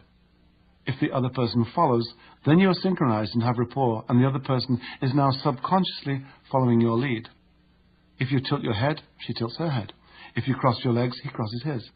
Just change what you're doing, make a movement, alter your vocal tone, and observe whether the other person matches or mirrors you. This way you can check to see if you are in rapport. If the other person doesn't follow your lead, go back to synchronizing his or her movements for a few minutes, and then try again until it works. Synchronizing voice. Voice tone accounts for 38% of face-to-face communication. It reflects how a person's feeling, in other words, his or her attitude. People who are confused will sound confused, and people with a curious attitude will sound curious. You can learn to synchronize these sounds. Tone. Notice the emotions conveyed by the tone of voice. Tune into these emotions, get a feel for them, and use the same tone. Volume. Does the other person speak in a quiet voice or a loud voice? The value of synchronizing volume is not so much in doing it, but more in what can happen if you don't do it. If you are naturally loud and excitable and you meet someone who is more soft-spoken and reserved, it goes without saying that the other person would feel much more at ease with someone who spoke in the same tender tones. Conversely, a jovial, backslapping loudmouth would surely find lots of common ground with someone who radiated a comparable degree of exuberance. Speed. Does the other person speak quickly or slowly? A thoughtful, slow-speaking individual can be completely unsettled or flummoxed by a speed talker, just as much as a slow, ponderous talker can drive a quick thinker to the point of distraction. Talking at the same speed as someone else makes as much sense as walking at the same speed. Pitch. Does the voice go up and down? Voice pitch is one way to change someone's energy level. When you raise pitch and volume, you become more excited. When you lower them, you become calmer, right down to the intimacy of a whisper. Rhythm. Is the voice flowing or disjointed? Some people have a melodic way of speaking, while others have a more pragmatic, methodical output. Words. There is yet one more powerful area we can synchronize, and that's in the use of a person's preferred words. We'll be covering this fascinating world in Chapter 9. Synchronizing allows you to deeply identify with other people and get a better understanding of where they're coming from. Practice synchronization in all your activities, whether you're in an interview, at a bus stop, dealing with your children, calming an unhappy customer, or talking to the teller at the bank, the flower seller, the barman at the pub. You're not likely to run out of partners. Make synchronizing a part of your life for the next few days until it becomes second nature.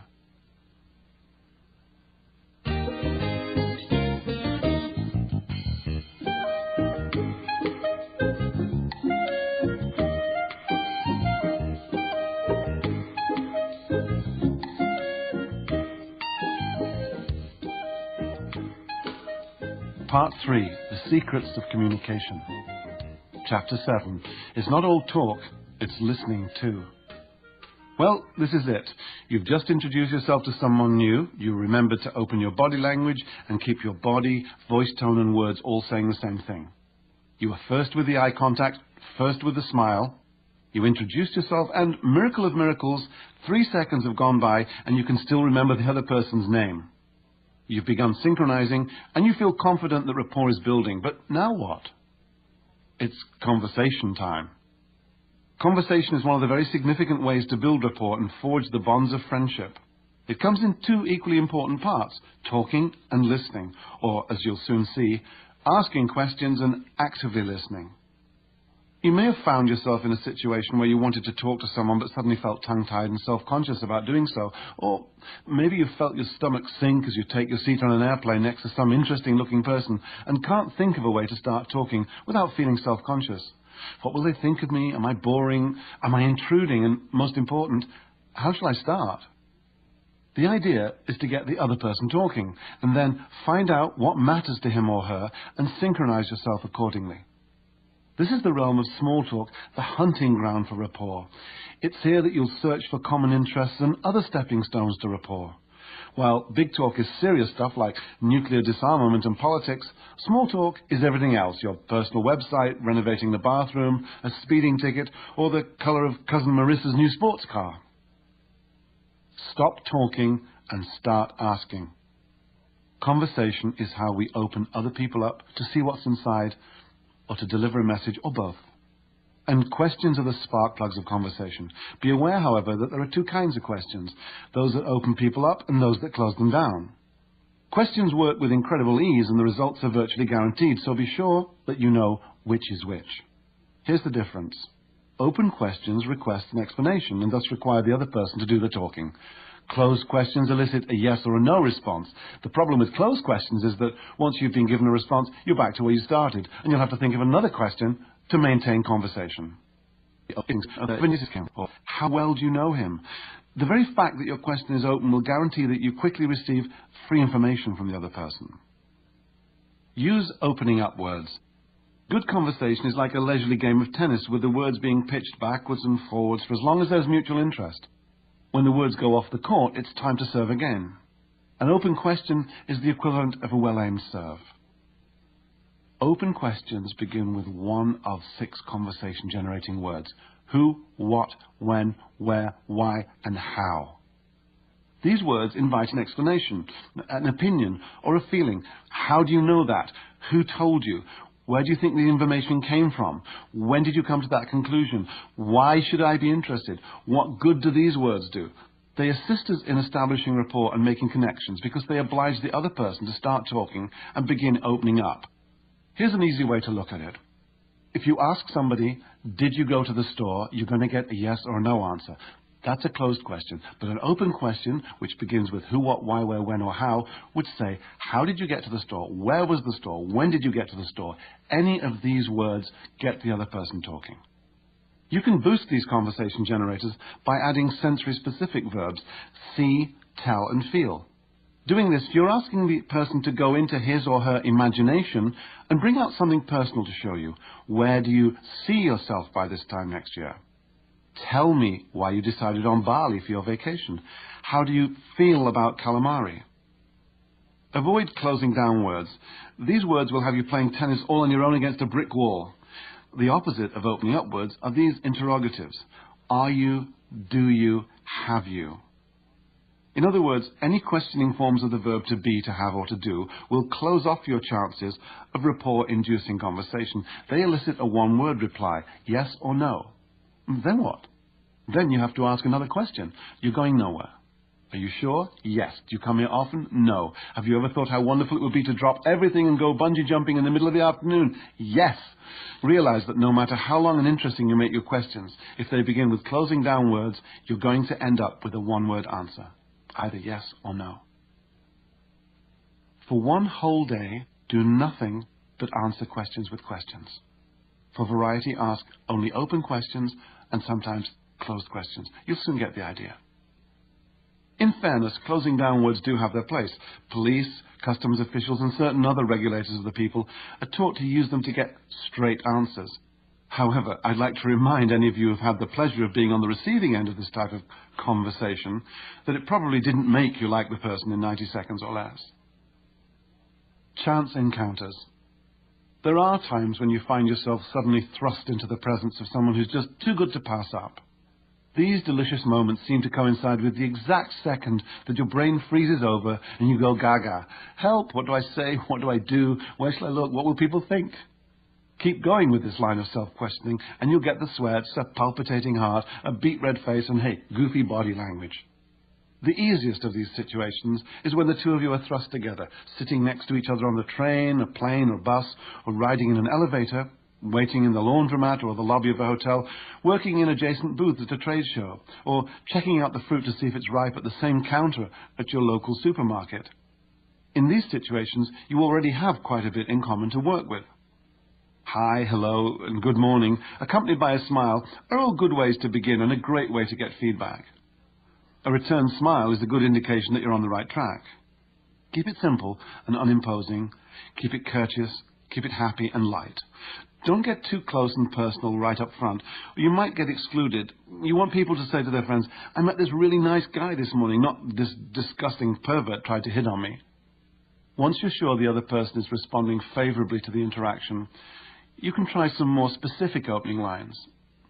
Not surprisingly, an opening line works better if it's an open question, but you may not always be able to find one that sounds natural. Sometimes you might have to start with a closed question or an occasional location statement. Do you know what time this bank closes today? Or, whew, that was quite a storm.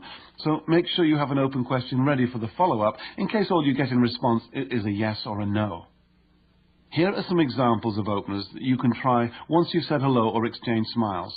Proceed them all with a location-occasion statement. Anywhere. Where are you from? I've never been there. What's it like? How did you end up there? On a train, plane, or bus? How long are you going to be in Duluth or Stratford or Mallorca? Where are you from? Have you always lived there? If yes, try, I've never been there. What's it like? If no, then, so where else have you lived? How long will you be traveling for? What do you think of Amtrak, Air Italia, these new Greyhound buses? As an interesting aside, when meeting someone for the first time, North Americans tend to ask, "What do you do?" whereas Europeans prefer, "Where are you from?" At the supermarket. If you're both standing in the fresh fruit line, staring at a pasta display or checking out avocados, you already have something in common. How can you figure out if there are enough mussels in that bag for 2 people? Can you tell me the difference between fresh pasta and the stuff in the packet? How can I tell if these are ripe? Do you know where they keep the bags for the produce? Have you ever tried this kind of sauce, frozen dessert, or mushrooms before? If yes, then how does it taste? What is it like? If no, is there another kind that you'd recommend? How long do you cook a chicken this big? I forgot to pick up some octopus. Do you mind saving my place in line? This can be a good icebreaker because you will have an excuse to chat when you get back, if only about the octopus.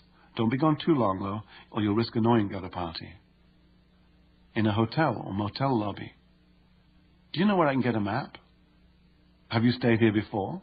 If yes, what's it like? If no, neither have I, so how did you come to choose this hotel? Do you know this city at all? If it's yes, I've got only 1 day here. What do you think is a must-see? If no, so what brings you here? At a convention. So, where are you from? What seminars have really grabbed you so far? Do you know any good restaurants outside of the hotel? What did you think of the keynote speaker? I'm going to get a coffee. Can I bring you one too? Offering to buy coffee works in countless situations as a way to sound out the other person's level of interest. Usually if they're not interested, they'll refuse your offer. If they accept, it means they're willing to interact further. At the laundromat. Where can you get change around here? Do you know where I can buy some postage stamps, some orange juice, some cat food? I'm going to get a coffee. Can I bring you one too? Does it really matter if you mix whites with colors? In a line at a movie or a play or a concert. So why did you pick this movie or play or concert? So are you here to see Neve Campbell or what's her name, the other star? What did you think of the actor or the author or the performer's last film or play or CD? In a long waiting line, can you save my place so I can get a coffee? Can I get you one? At an exhibition or a museum or a trade show or a country fair. Wow, what do you think of that? Do you know where the vintage locomotives are? What's your favorite event or display or ride so far? Have you seen the giant pumpkin yet? Walking your dog or watching others walk theirs. He's adorable. What breed is he? Great leash. Where did you get it? So what are Chihuahuas really like anyway? Here's a tip. Dog owners often end up socializing in public places, but don't get a dog unless you truly love animals. Running into someone you're familiar with, but have never plucked up the courage to talk to. Hi, I've got a couple of tickets to a play or a circus or a recital, and I was wondering if you'd like to join me. Hi, I'm really nervous, but I'd like to buy you coffee. In all of these situations, give the other person about 3 chances to interact.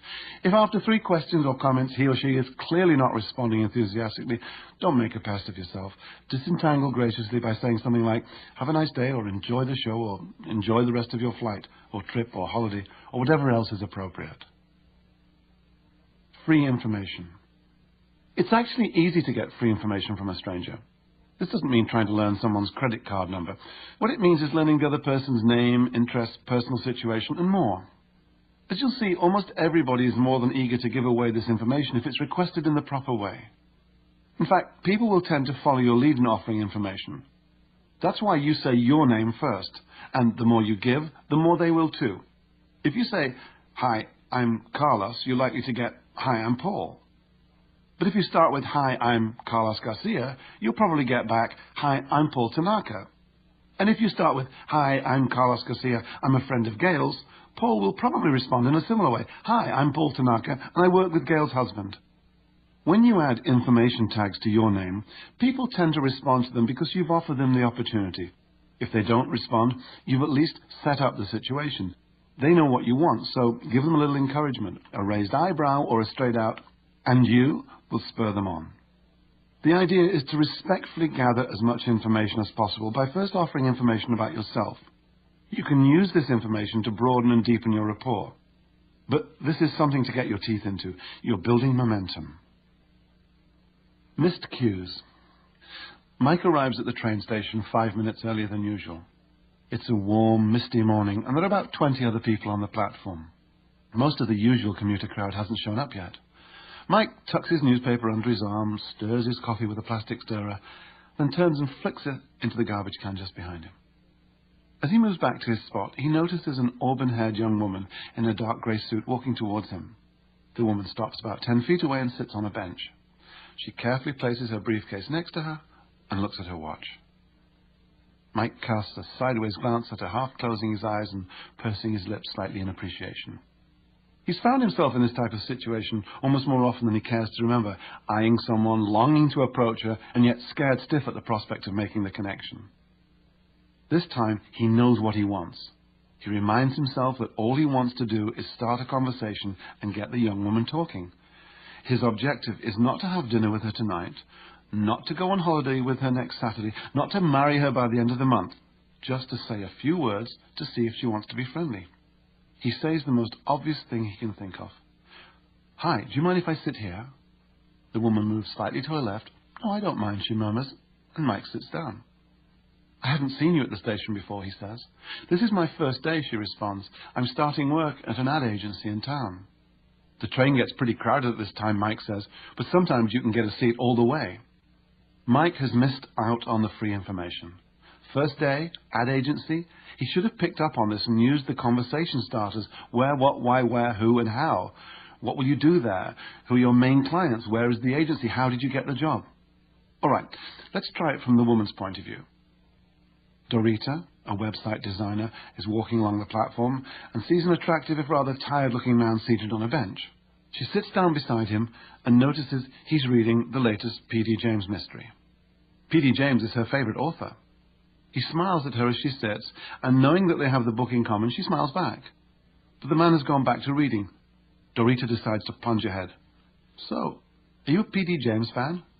"No," says the man. "Would you believe this is only the second mystery I've ever read?" "Why is that?" "I don't get much time for reading. I'm a resident at a hospital in the city."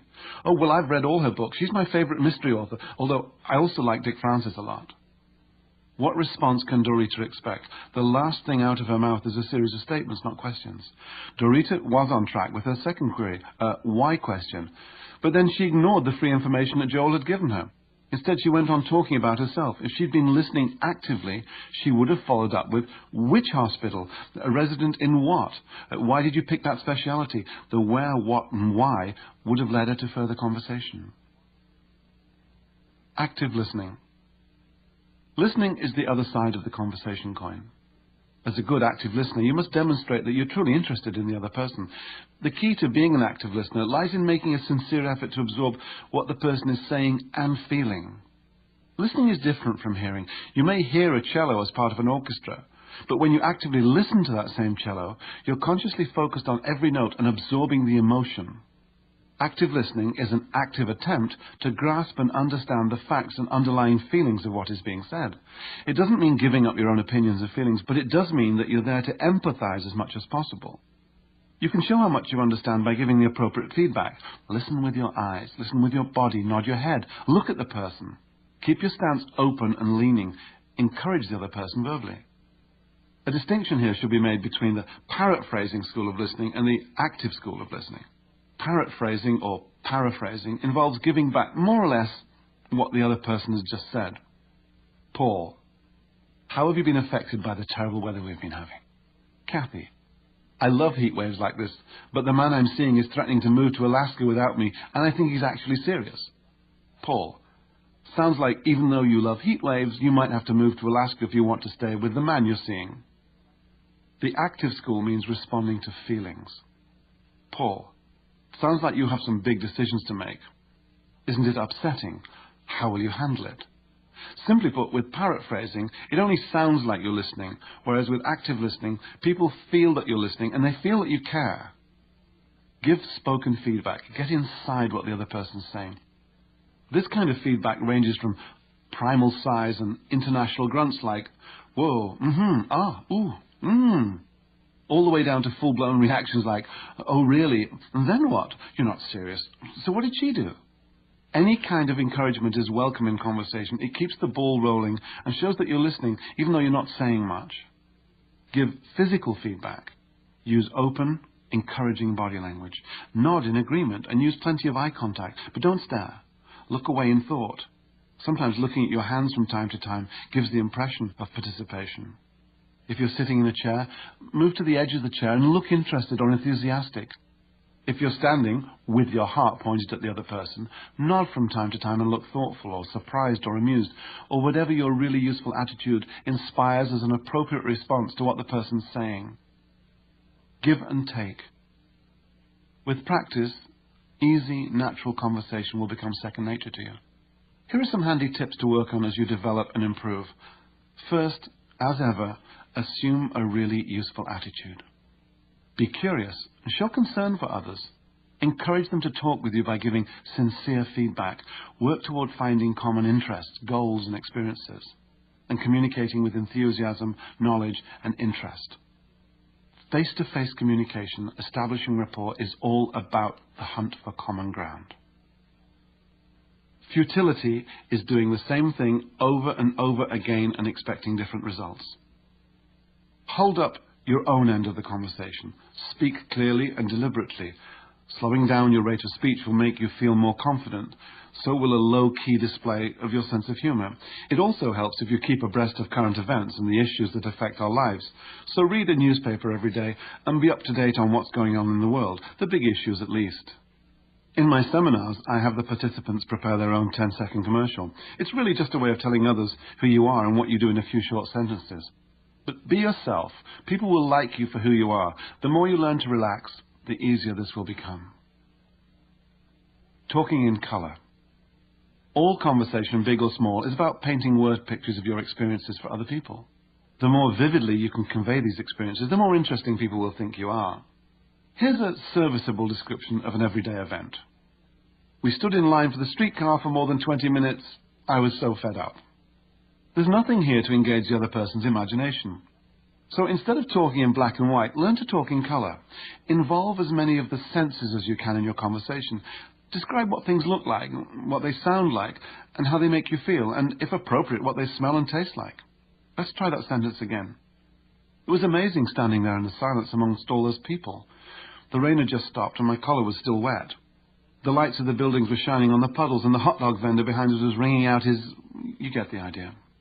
This is sensory-rich language, and the imagination, both yours and theirs, revels in it, because it was sensory-rich. Handling compliments. Accept all compliments graciously. Do it simply, do it directly. Avoid the temptation to be too modest or self-effacing.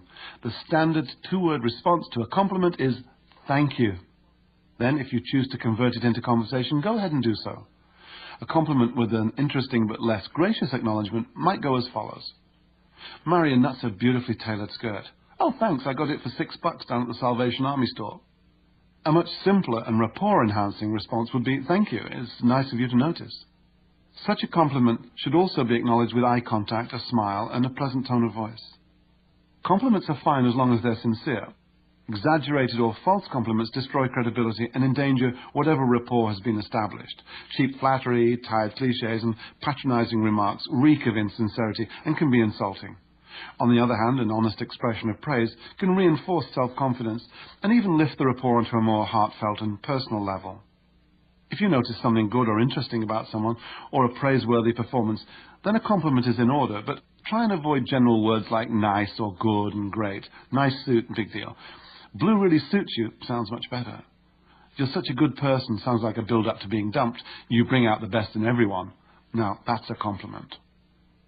Specific compliments usually come across as being more sincere than general compliments. Great suit won't stimulate your host or hostess as much as, was that the tiniest hint of fresh dill I just tasted? You've done it again.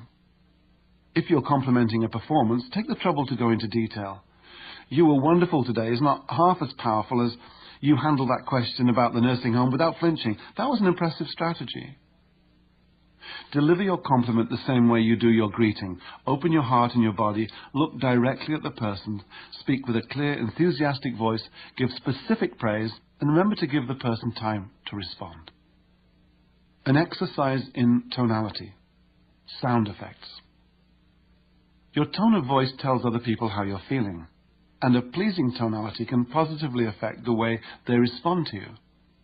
Pleasing tonality occurs when your voice comes from deep down in your body, from your abdomen. It's rich, deep, and infectious, compared to a monotonous or high-pitched braying voice. To improve your own tonality, practice breathing and speaking from your abdomen. Belly breathing, which uses your lungs to the fullest, is the most calming and healthy way to breathe. You breathe more slowly and with less stress. Contrast this to chest breathing, which is the way about 60% of the population get their air. Chest breathing is panicky, fight or flight breathing, just a series of long pants. Naturally, if you breathe from your chest, you'll speak from your chest. So try this. Put the palm of one hand gently on your chest and the palm of the other gently on your abdomen. Practice breathing until the hand on your chest doesn't move in and out and the hand on your abdomen does. When you've got it, take away your hands and just keep breathing that way for the rest of your life. You'll notice that when you get nervous or excited, your breathing will return to your chest. Be aware of this and take it back down. You'll immediately feel calmer.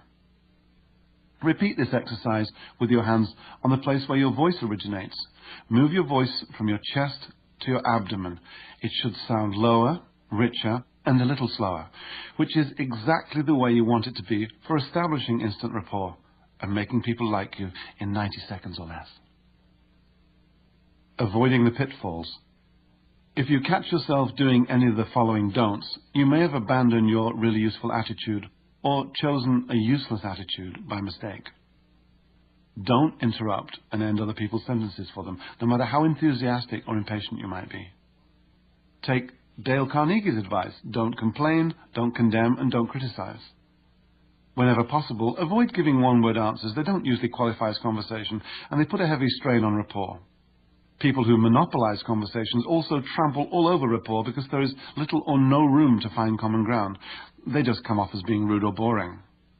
There's nothing quite so disconcerting as talking to someone who's looking elsewhere. If this happens to you, excuse yourself as fast as possible. People who do this are incongruent and frankly just plain rude. Finally, look out for bad breath and all the other nasty personal hygiene stuff. No excuses here. Dragon breath, BO, and spinach in your teeth might not make you any less lovable in the eyes of your golden retriever, but they certainly won't do anything for you at the office party. Making yourself memorable. What good is meeting someone for the first time, creating a terrific first impression and establishing rapport, if 2 weeks later the person's forgotten you? That's like writing a terrific story on your computer and forgetting where you filed it. Give other people a reason to remember you, and they will. The mind delights in making connections. You'll remember from Professor Moravian's work on believability that face-to-face communication was broken up into 55% the way we look, 38% the way we sound, and 7% the actual words we use. Something similar holds true for memory. Other studies show that what people see has about 3 times as much impact as what they hear. So ask yourself these questions. How can I stand out from the rest? Is there a persona or some little touch of style I can create for myself? All kinds of things can give you an image. A fresh cornflower worn in your lapel, or discreet, very expensive frames for your eyeglasses, a beautiful vest, impeccable shoes, a bow tie, the Galloping Gourmet suspenders, Gillian Anderson's hair, or Goldie Hawn's laugh. Lasting impressions. Jill and Robin, 2 middle-aged ladies, are sitting across from each other at a table in a French restaurant. They're halfway through lunch when several people are shown to a table nearby. A young woman in the group recognizes Jill and lets out a gasp of delight. She'd been a student of Jill's in one of Jill's classes several years ago. After many hugs and exclamations, Jill turns to her lunch companion. "Robin, this is Edwina. She was one of my most wonderful students back in the days in Stratford. I'll never forget she had these rituals for organizing herself and her work. Everything had to have its own special place and order at her desk. Sometimes she drove me crazy, but it always used to fascinate me how meticulous she was."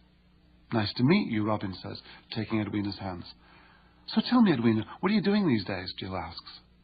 Edwina proceeds to tell Jill about her work as an associate producer on a local TV show, and then adds, "There are quite a few of us there from school. Do you remember Suzanne Sparks?" "No, I'm sorry, I can't quite picture her," Jill says, searching about with her eyes. "You know, the one who always came to class in those crazy leather vests." "Oh, yes, of course." Jill turns to Robin, including her in the picture. "Suzanne was a terrific painter. I believe she spoke Spanish and German, too. Does she still have that mop of spiky red hair?" she asks, turning back to Edwina. No, she's long and blonde now, and she's our director of programming. And what about Tony? Edwina continues. She's at the station too. Now, which one was Tony? Jill asks. Tony March. She was always really friendly, lived out in Malton. When Jill gives no sign of recognition, Edwina says, she was such a hard worker? Sorry, dear, I can't place Tony. Who else? Greg Cuddy, he's our sales manager. Not Greg, the guy with the nose ring. Jill shakes her head in disbelief. Greg Cuddy was such a nervous young man. He drove his mother's pickup truck everywhere. If memory serves me correctly, he ran a train spotting site on the internet. Jill invites Edwina to join them at their table, and her friends at the other table order lunch without her as the reminiscing continues.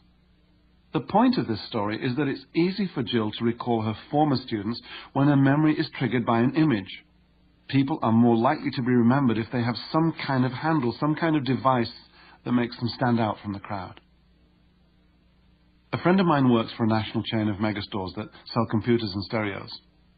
I could spend half an hour explaining the features of a product, she told me, and then the customer would go away to think about it and come back another day, go up to the first salesperson they saw and make the purchase. It didn't matter that he had my card or that I gave him so much time. The chances of him coming back to me personally were slim. Then I hit on a way to be memorable. Since I'm from Newfoundland, I tell customers to ask for the Newfie when they come back or phone the store. In Canada, a Newfie is often the target of dumb, stereotypical jokes, but my friend used this verbal image to her advantage. It's a handle, or if you prefer, a container to hold and access a whole package of previously stored information. Find something to set you apart from the rest. Give them something to remember you by. Chapter 8, Making Sense of Our Senses. On one level, we humans are not much more than mobile sensing devices. We see, hear, feel, smell, and taste. And then we process the information gained through our senses. Every day we experience the world through sensory input, and then we explain our experiences to ourselves and to others.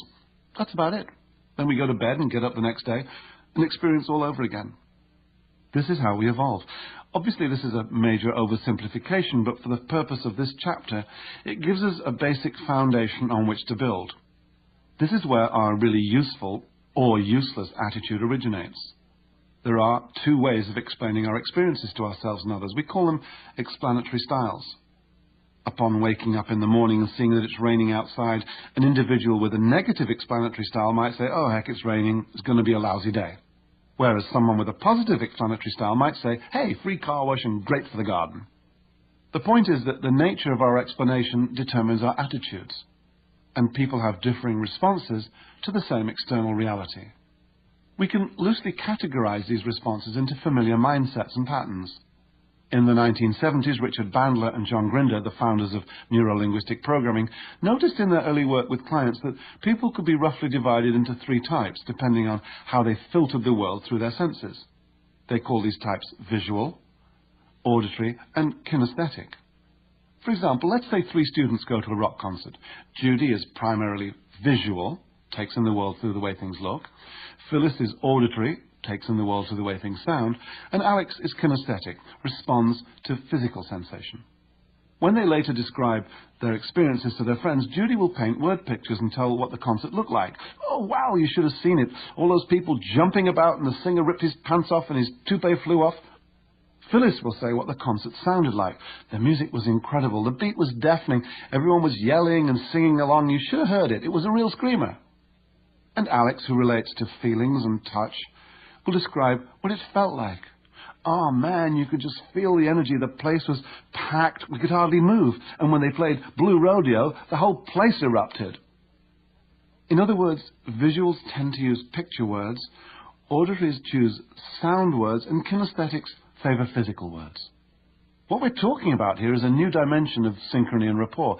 This chapter will go beyond attitude, body language, and voice tone to the very way our senses take in and literally make sense of the world around us. Visual, auditory, or kinesthetic. Because we receive our information from the outside world, primarily in pictures, sounds, and feelings, these are the three ways in which we can be inspired.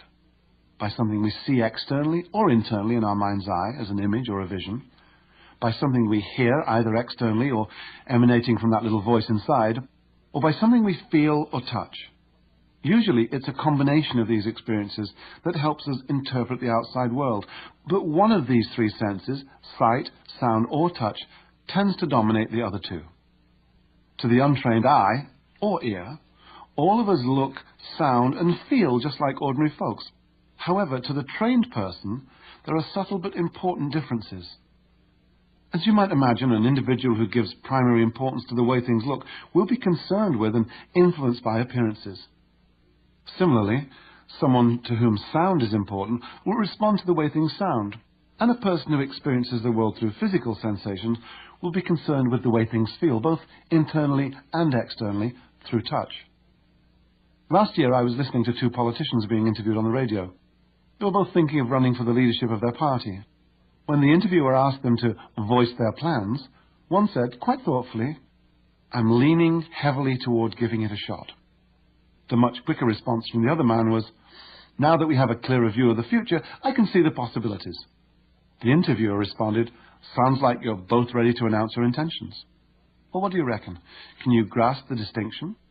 The interviewer, using phrases like voice your plans, announce your intentions, was possibly auditory.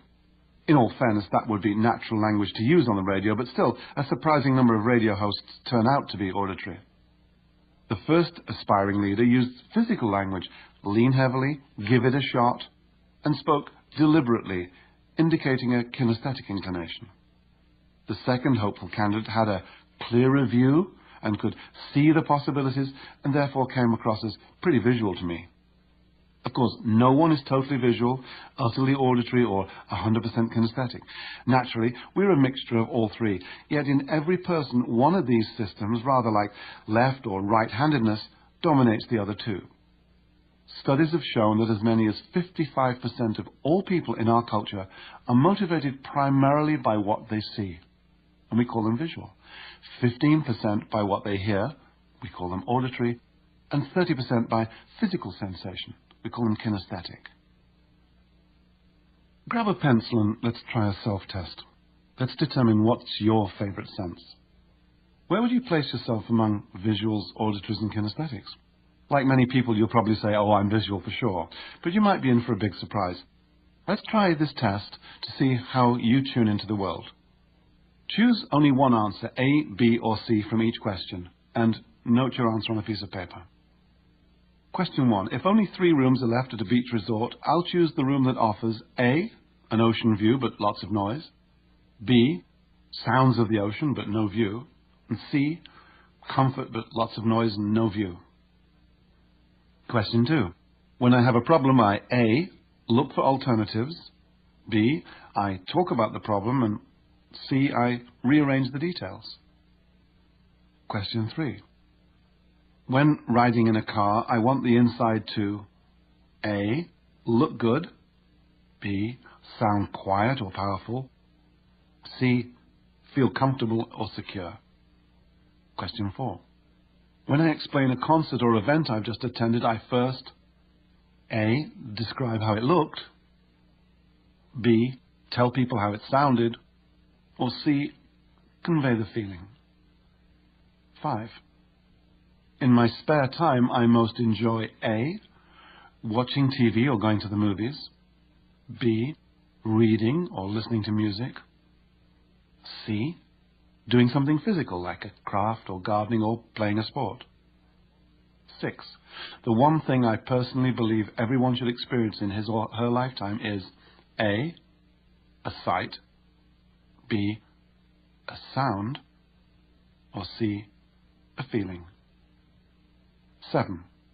Of the following activities I spend most time indulging in: A, daydreaming, B, listening to my thoughts, and C, picking up on my feelings. 8.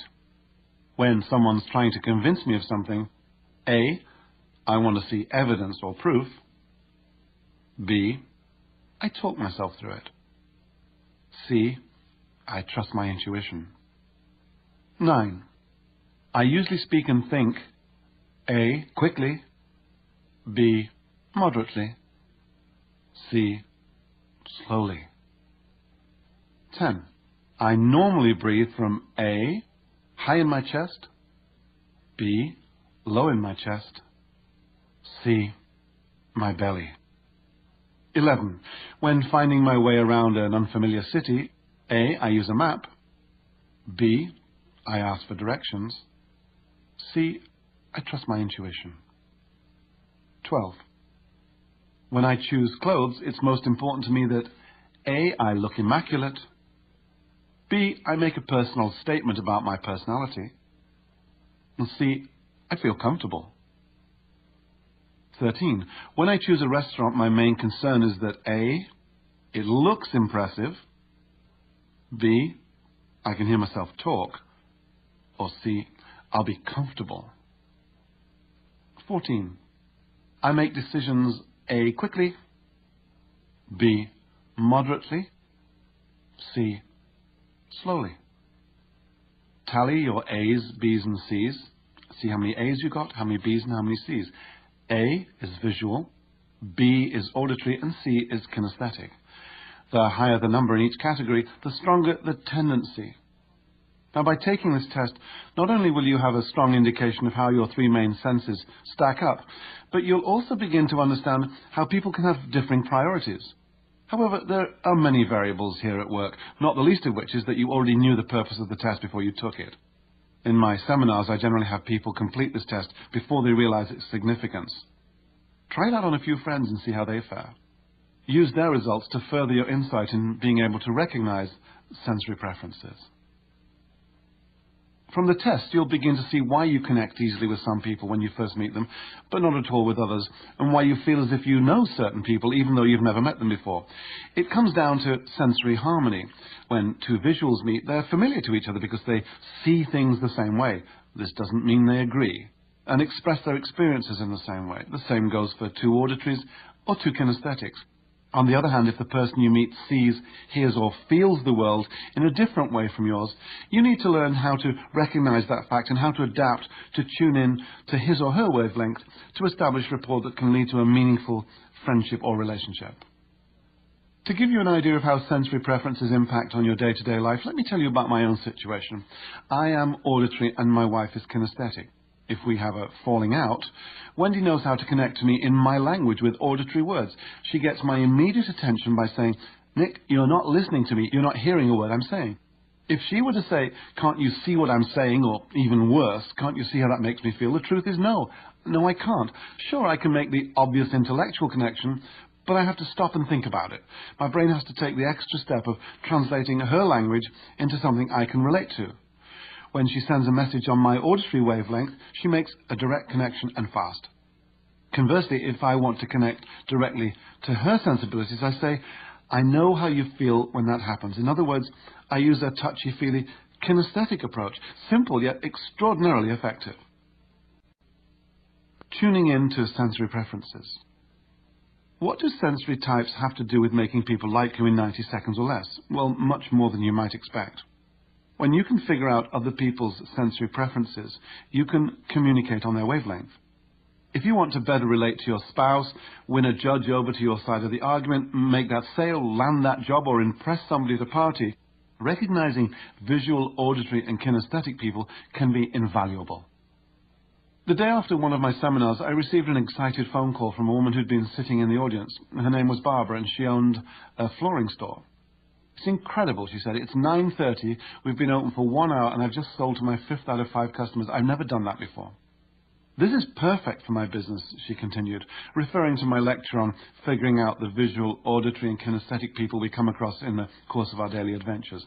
The first 4 sales were probably normal, even though I was aware of what I'd learned, but the 5th, this lady came into the shop dragging her husband along with her.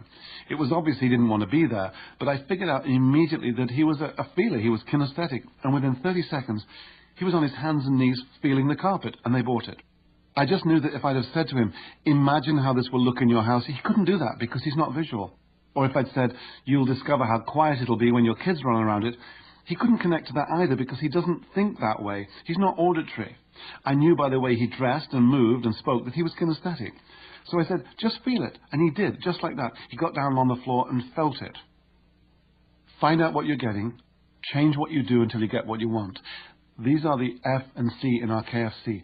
Figure out which sense a person relies on most and change your approach to take this into consideration. If you're not sure how to handle a situation, don't worry. Be prepared to include all three preferences in your approach. Look good for the visuals. After all, they make up over half the people you're likely to see during the day. Sound good. Develop your pleasing tonality for the auditories to whom you'll be speaking. And be sensitive and flexible for the kinesthetic folk you'll be bumping into. And of course, if you're dealing with a group, the same thing applies. Your group will be made up of all three categories, and you'll want to appeal to all of them. Metaphorically speaking. The words, "I've scoured the four corners of the earth," tell a lot more than "I've looked everywhere." They force the connection to scrutiny, diligence, detail, determination, and more. They also easily involve sight, sound, and feeling, and this is why metaphors appeal simultaneously to visuals, auditories, and kinesthetics, because visuals can see what you're saying, auditories can hear them, and kinesthetics can get a feel for what's happening. Metaphors are containers for ideas. They link our internal imagination to external reality. We use metaphors regularly, often unconsciously, to explain our thinking. We also use them to make things more interesting. Parables, fables, storytelling, and anecdotes are some of the oldest and most powerful communication tools we have, and their metaphorical aspects are effective in virtually every setting. They fire up the imagination and appeal to all the senses. In short, metaphors help make understanding easier, quicker, and richer. Above all, remember that the ability to tune into the way other people experience the world can be one of the most important discoveries of your life. Sights and sounds. Despite the good Colombian coffee and the fresh croissants, the O'Connors are not enjoying a very pleasant breakfast. "It's a bright yellow Maserati," John exclaims. "It's gorgeous. Can't you just picture the two of us blazing down the highway to the coast?" "Actually, I can't," says Lizzie icily. "All I can hear are the monthly bills dropping through our mail slot. I don't think you ever listen when I tell you we have more important things to spend money on." John stomps out of the house in a rage. But that evening, after leaving work, he buys a luxurious, multicolored silk scarf for Lizzie in an attempt to win her over. Arriving home, he finds her in the living room and hands her the exquisitely wrapped box. "And what's this for?" Lizzie asks distantly as she removes the scarf from its box. "What's the occasion?" "It's just to show you how much I love you." "A scarf doesn't tell me anything," Lizzie snaps and walks out of the room. John slumps down on the couch, slowly winding the expensive scarf around his hand and tightening it until his fingers throb with pain. What happened here? Well, John is visual. He makes sense of the world primarily through what he sees. The yellow Maserati, his picture of them in the car, the multi-hued scarf. But Lizzie's auditory. She hears the car bills dropping through the mail slot. She doesn't think John listens when she tells him something. Can this marriage be saved? You bet. A pair of concert tickets to Lizzie's favourite band. Something that appeals to her ears would sound much better to her. Here's how John could have handled it had he been more sensitive to the way Lizzie hears the world. "I'm really sorry, Lizzie," John would say in a soft, pleasing voice, after giving her the tickets. He uses auditory words with his wife. "I'll tell you what, let's put some harmony back in this house and talk it through a bit. Does that sound okay to you?" Lizzie nods, taking in the suddenly more acceptable words and the meaning they convey. "Have I told you how the Maserati purrs like a kitten's and shifts so quietly you can barely hear it?" John asks sweetly. "And wait till we discuss the surprisingly reasonable payments." "Oh, I finally see the picture you're painting, John," says his wife. "It's all so clear to me now." A few months ago, I gave the opening address at a home builders convention.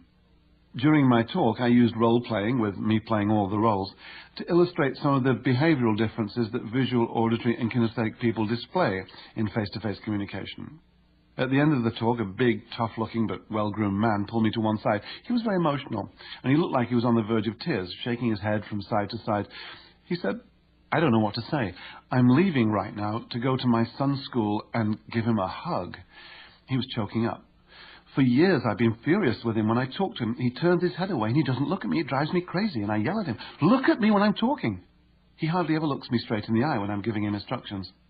But from everything you've said, you've made me realize he's auditory. He's not ignoring me when he looks away. He's turning his ear towards me so he can concentrate. And me, I'm visual. I need eye contact." He pumped my hand and laughed. It's amazing. These things go on right under our noses every day of our lives, and we never realized. Not until now, that is. Chapter 9, Spotting Sensory Preferences. Recognizing which sense other people rely on to experience the world and then using this information in your dealings with others, whether personal, professional, or social, can have a profound effect on how they respond to you. This chapter deals with picking up the initial cues that other people give us without knowing it. Whether visual, auditory, or kinesthetic, their signals are there for us to interpret and utilize in establishing rapport. In the question period at the end of one of my seminars, a middle-aged woman in the second row asked slowly, "Do you feel it's hard to put your finger on what a person's sensory preference is?" This delightful woman wore a big, comfortable knit coat and was twiddling her finger slowly through her hair as she spoke. I thanked her for the question and immediately asked her not to move. Obviously a very good-natured person, she froze in position. "I'm going to ask you to repeat your question in exactly the same way," I said to her, "but I want the rest of the audience to observe. Is that okay?" She nodded, paused, and repeated her question, complete with hair twiddling.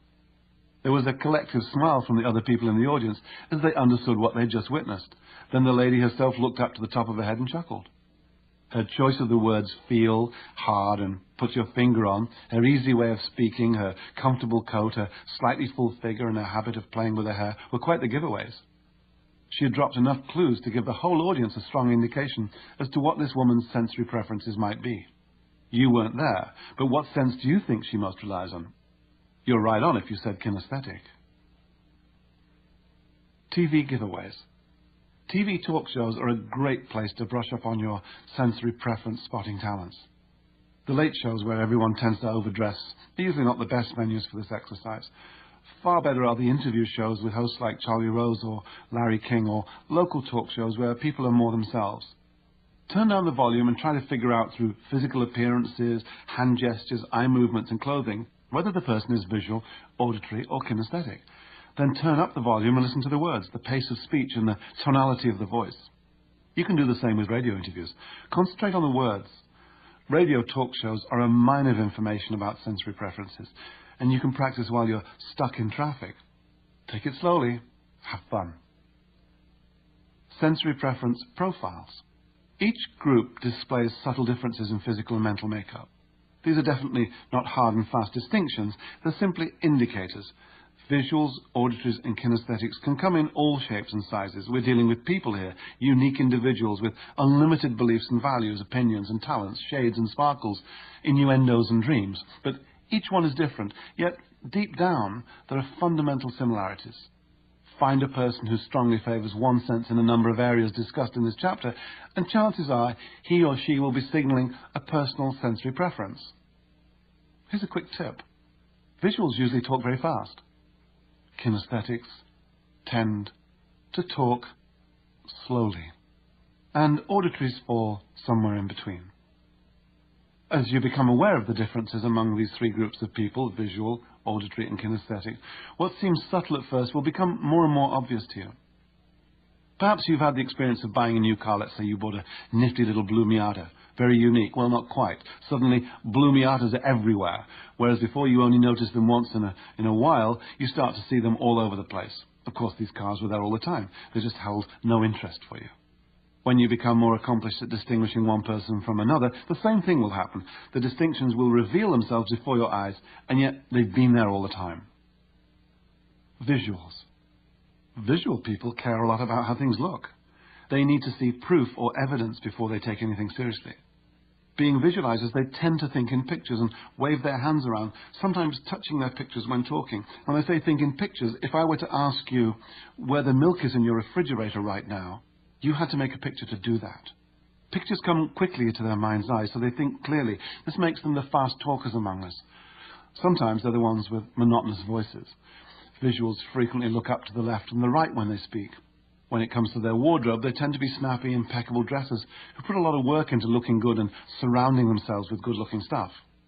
Physically, because they're concerned with appearance, they aim to be trim and tidy. When they stand and sit, their body and head will usually be upright with good body posture. You'll find visuals working where confident, fast decisions are needed or where specific procedures are to be followed. They want to have control because they probably have some kind of vision of how things should be. Many, but definitely not all, visual artists fall into this category. Auditories. Auditory people respond emotionally to the quality of sound. They enjoy the spoken word and love conversation, but things must sound right for them to tune in and give their attention. They have fluid, melodic, sensitive, persuasive, expressive voices. Auditories move their eyes from side to side as they talk and gesture somewhat less than visuals, but when they do, it tends to be from side to side, like their eye movements. When it comes to clothes, they think they're snappy dresses. They like to make a statement with their clothing, and sometimes they don't quite make it. Physically, they're somewhere in between the trim visuals and the comfortable kinesthetics. Auditories work where words and sound are the currency. Many broadcasters, teachers, lawyers, counsellors, and writers are auditory. Kinesthetics. For our sensitive kinesthetics, things have to be solid, well constructed, and right feeling in order for them to go along. They have lower, easygoing voices and gestures. Some kinesthetics have been known to speak unbelievably slowly, or add all sorts of unnecessary details that can drive the visuals and auditory to the point of wanting to yell, "Please, for heaven's sake, I got it 10 minutes ago." That's just the way many of them are. The fact of the matter is that it takes longer to put feelings into words than it does to translate pictures or sounds into words. When they speak, kinesthetics will look down towards their feelings. They enjoy the way things feel. They like textured clothing and quiet tones. Any man with permanent facial hair may well be kinesthetic. You'll find kinesthetics in hands-on positions, plumbers, electricians, carpenters, product salespeople, and workers in the arts, medicine, and the food business. Physically, there are two kinds of kinesthetics. In one group are the athletes, dancers, emergency services, and tradesfolk, the super fit types for whom the physicality of touch and contact are paramount. In the other group are the sensitive, laid-back, down-to-earth, big-hearted types who may have a higher proportion of fuller bodies among their number. Matches and mismatches. You can probably see for yourself that the chances of establishing a loving relationship with someone like you are high. But is this always a good idea? Well, yes and no. If you want to spend your life with someone very much like you, then yes. But what if you want some sparks and excitement? I'm frequently asked whether there's any validity in the age-old aphorism that opposites attract. The answer is yes, they most definitely do. But how and what do they attract? First, let me say that this book is about establishing rapport and making people like you. If rapport and liking lead to friendship and romance, that's up to you. I like and trust and care about a lot of people, but they're not all my friends and they're definitely not my partners. Falling for someone emotionally is more complex. Many of the old classic languages refer to three types of love or affection. Roughly translated, they include general love, or in other words, love of humanity, brotherly love, and sexual love. When all three are present, a relationship is indeed rich. In my opinion, and it has no scientific basis other than my close enough acquaintanceship with more than 35 couples whose relationships have lasted more than 20 years and are still vibrant, the following observation holds true. Relationships that have endured more than 20 years have an interesting pattern of sensory preferences. They are actually complete opposites. You'll remember from the self-test that the tally at the end allowed you to rank your preferences. Let's use my own rating as an example. I ranked first A, then V, and then K, or as we call it, AVK. The complete opposite of my ranking would be KVA. If you stack them side by side, that you'd see their exact opposites. This would give us opposites at the top, auditory and kinesthetic, for spark and interest, but the same in the middle, in this case, the visual. The relationship is held together by the common visual link, a mutual subconscious sharing of the same wavelength, and the relationship is kept vital by opposing auditory and kinesthetic as primary personal sensory preferences. My observation is that when two people meet in the middle, they share a central sensory preference, whether visual, auditory, or kinesthetic, and it's that bond which will get them through the rough times and add sparkle to the good times. But any shared preferences, be they primary, secondary, or tertiary, will work in the favour of the relationship when the going gets tough. Verbal cues. There are no fixed rules here, except that the people you meet will tend to reveal how they change their experiences into words by the type of words they use. Listen for these words and take them into account when you set out to establish rapport. Pushing for more. This simple technique has proved helpful in determining a person's sensory preference. Start by asking a couple of non-specific questions like, do you live in the city or in the suburbs? Followed up after the response by, do you like it? If the answer is yes, ask, what do you like most about it? If the answer is no, follow up with, what don't you like about it? As the reasons are given, push for more. Expanding on answers like, well, for one thing it's peaceful, can be encouraged by the question, what else? And don't stop there. Pursue your line of questioning until you have enough verbal cues to get a handle on the person's favourite sense. Visual words. A tendency to favour picture words and metaphors. If we look more clearly, the difference is like night and day, may be a strong indication that the person relies mainly on visual sense. Here's an exercise. For one entire day, from dawn to dusk, focus on the visual words and phrases that you hear in other people's vocabulary. Notice them until they appear as clear as the three extremely visual words I just used in this one sentence. Here are some picturesque words that will give you perspective and focus as you observe people who scrutinize the world with their eyes. Make the effort in your conversation with other people to talk in color by painting word pictures. Describe your experiences vividly so other people can see them. Here are some visual words. Analyze, appear, brilliant, colorful, diagram, enlighten, envision, glimpse, hindsight, illuminate, light, mind's eye, portray, perspective, survey, show, witness. Here's some visual phrases. How do you see yourself? It's a bit hazy right now. I see what you're saying. He's such a colourful character. It's a sight for sore eyes. Let's get some perspective. We are a company with vision. We see eye to eye on the subject. It's a bit vague, beyond a shadow of doubt. See you later. Can you imagine? Let me make this clear. Can you shed some light on this? We have a bright future. Auditory words. Tune into auditory words and phrases as people express them to one another. Call to mind and amplify all those harmonious discussions within your hearing range until you are well informed about how they sound. Listen how these auditory words just click into place. Open your ears to those who see and feel the world through their hearing, and you'll get the message loud and clear. Announce, earshot, chime, clang, clash, inquire, listen, loud, resonate, rasp, pronounce, proclaim, shrill, silence, tinkling, tone, utter, well-informed, word for word. And here's some auditory phrases. Sounds familiar. Tell me more. Does that ring a bell? He gave a satisfactory account of himself. At last we have harmony at home. They granted me an audience. She had me completely tongue-tied. These colours are really loud. I didn't like the tone of his voice. Let me tell you. Tell me how. She's a scream. In a manner of speaking, I want everybody in the room to voice an opinion. He received a thunderous applause. That's as clear as a bell. Hold your tongue. Are you tuning into what I'm saying? Kinesthetic words. The following physical words are the currency of a kinesthetic. Tap into the emotions around you until you get a handle on how they flow. Overcome any and all stumbling blocks. Build a firm foundation on which you can base your own contact with other people. Use these concrete, touching words that move kinesthetic people, thanks to their sensitivity and feelings. Boils down to, catch on, come to grips with, I have a hunch, light-headed, make contact, sort out, squeeze, stretch, support, tap into, throw out, topsy-turvy, underhanded, warm. And here are some kinesthetic phrases. How do you feel about?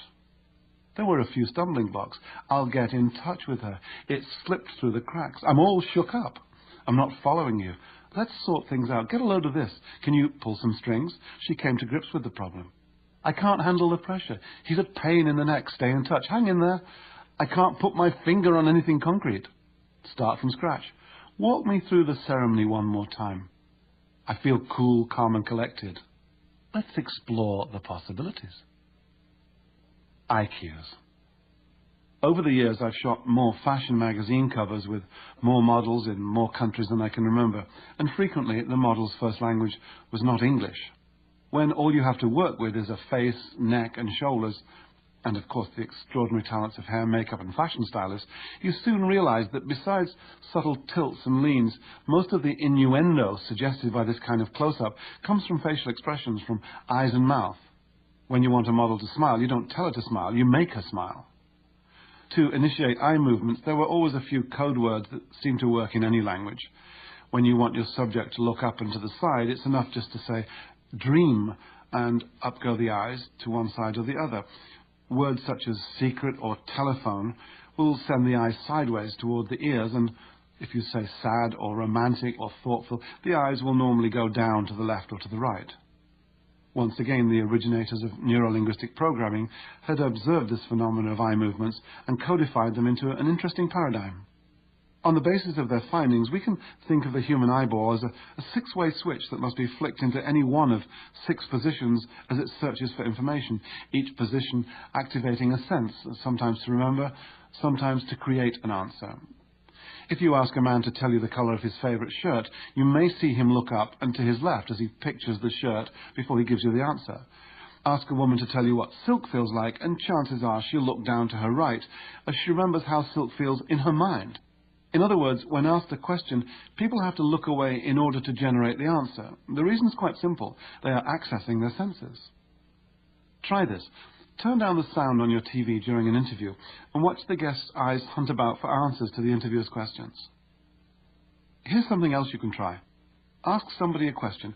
Without telegraphing your intent, look the person in the eye and ask a non-specific question, such as, what did you like most about your last holiday or birthday or job? Then watch the person's eyes dart off to get the information. This will give you a fairly good idea of how he or she stores and accesses information, in other words, as pictures, sounds, or feelings. Consistent reference to one sense are also an indication of a sensory preference. People who answer such questions while looking up to the left or the right are most likely visualizing the answer. If they look left or right towards their ears, they're probably recalling sound information.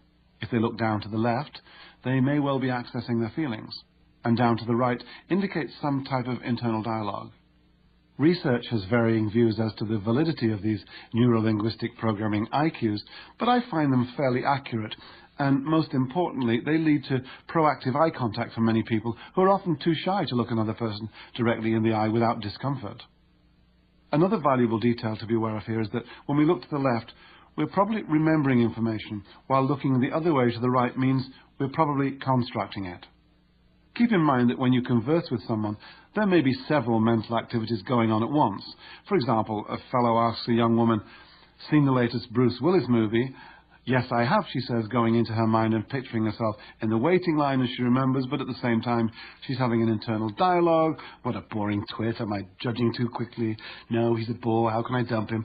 Then he says, "Want to go out Saturday night?" Grasping for any excuse, she finally mutters, "Gosh, I can't. I have to finish up a report for Monday morning deadlines." Her eyeballs dart off to the other side as she constructs a picture of herself at the kitchen table with a laptop. Feeling a bit confused, imagine you're facing a person. If they look up to the left, they're constructing an image in their mind. If they look up to the right, they're remembering an image. If they look sideways to the left, they are creating a sound in their mind. If they look towards the right, they're remembering a sound. If they look down towards the left, they're accessing feelings and body sensations. If they look down to the right, they're processing internal dialogue, also known as talking to yourself. The following is an exercise in IQs. Try this with a friend. Stand in front of them and ask them some questions, and watch where their eyeballs go. The directions I'm going to give you are your left and your right. Ask them, what colour socks are you wearing, and watch their eyes go up and to the right, because they're visually remembering. Ask them, how would you look in a green jacket, and watch their eyes go up and to the left. They're constructing a visual.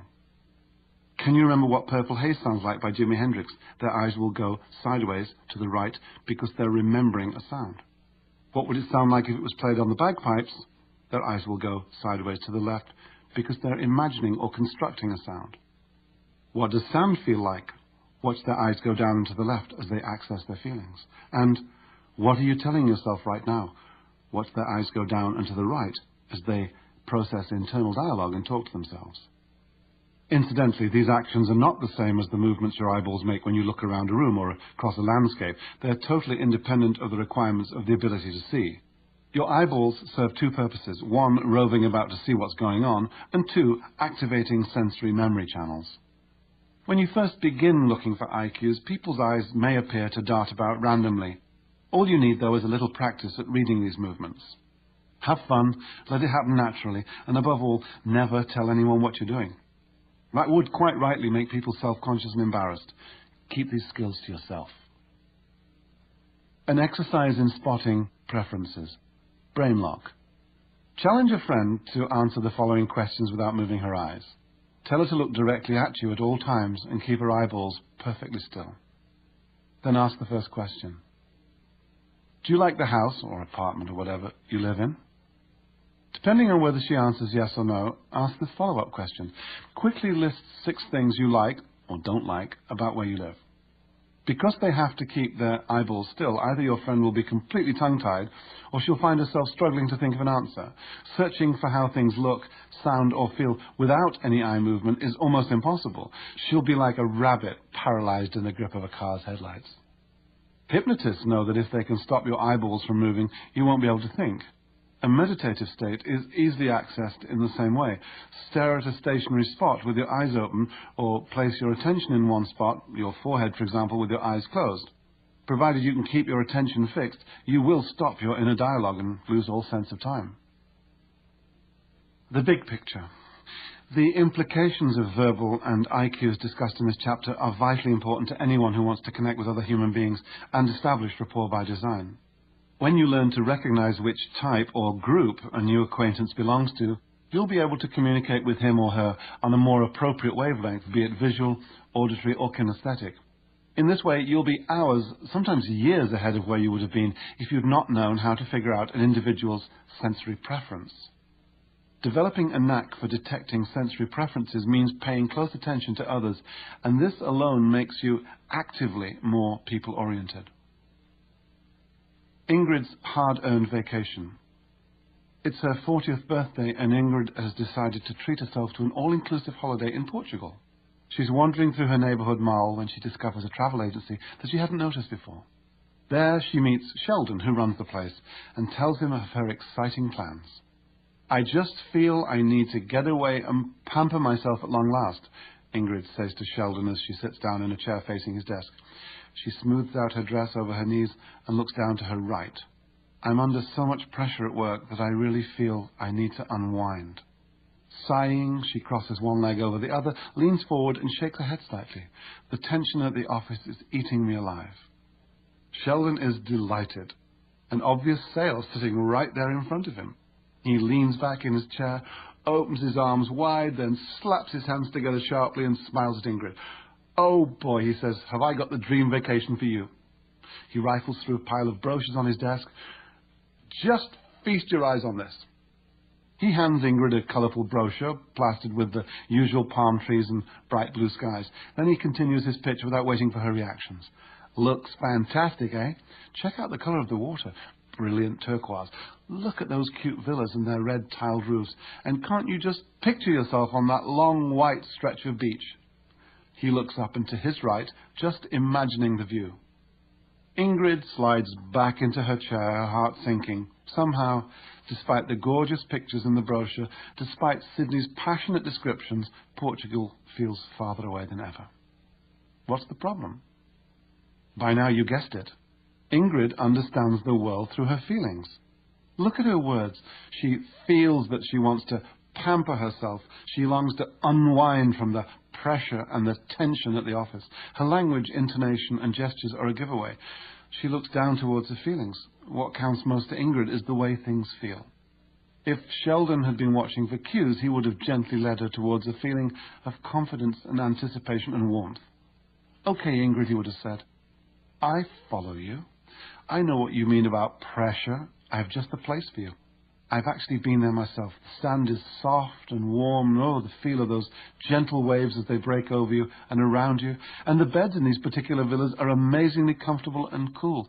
He would have accessed the same channel that Ingrid has been tuned into for the past 4 decades. Sheldon should have taken the 4 steps of rapport by design to connect with his customer. 1, adopting a really useful attitude to lead her towards his goal. 2, synchronizing her body language and voice tone during their conversation.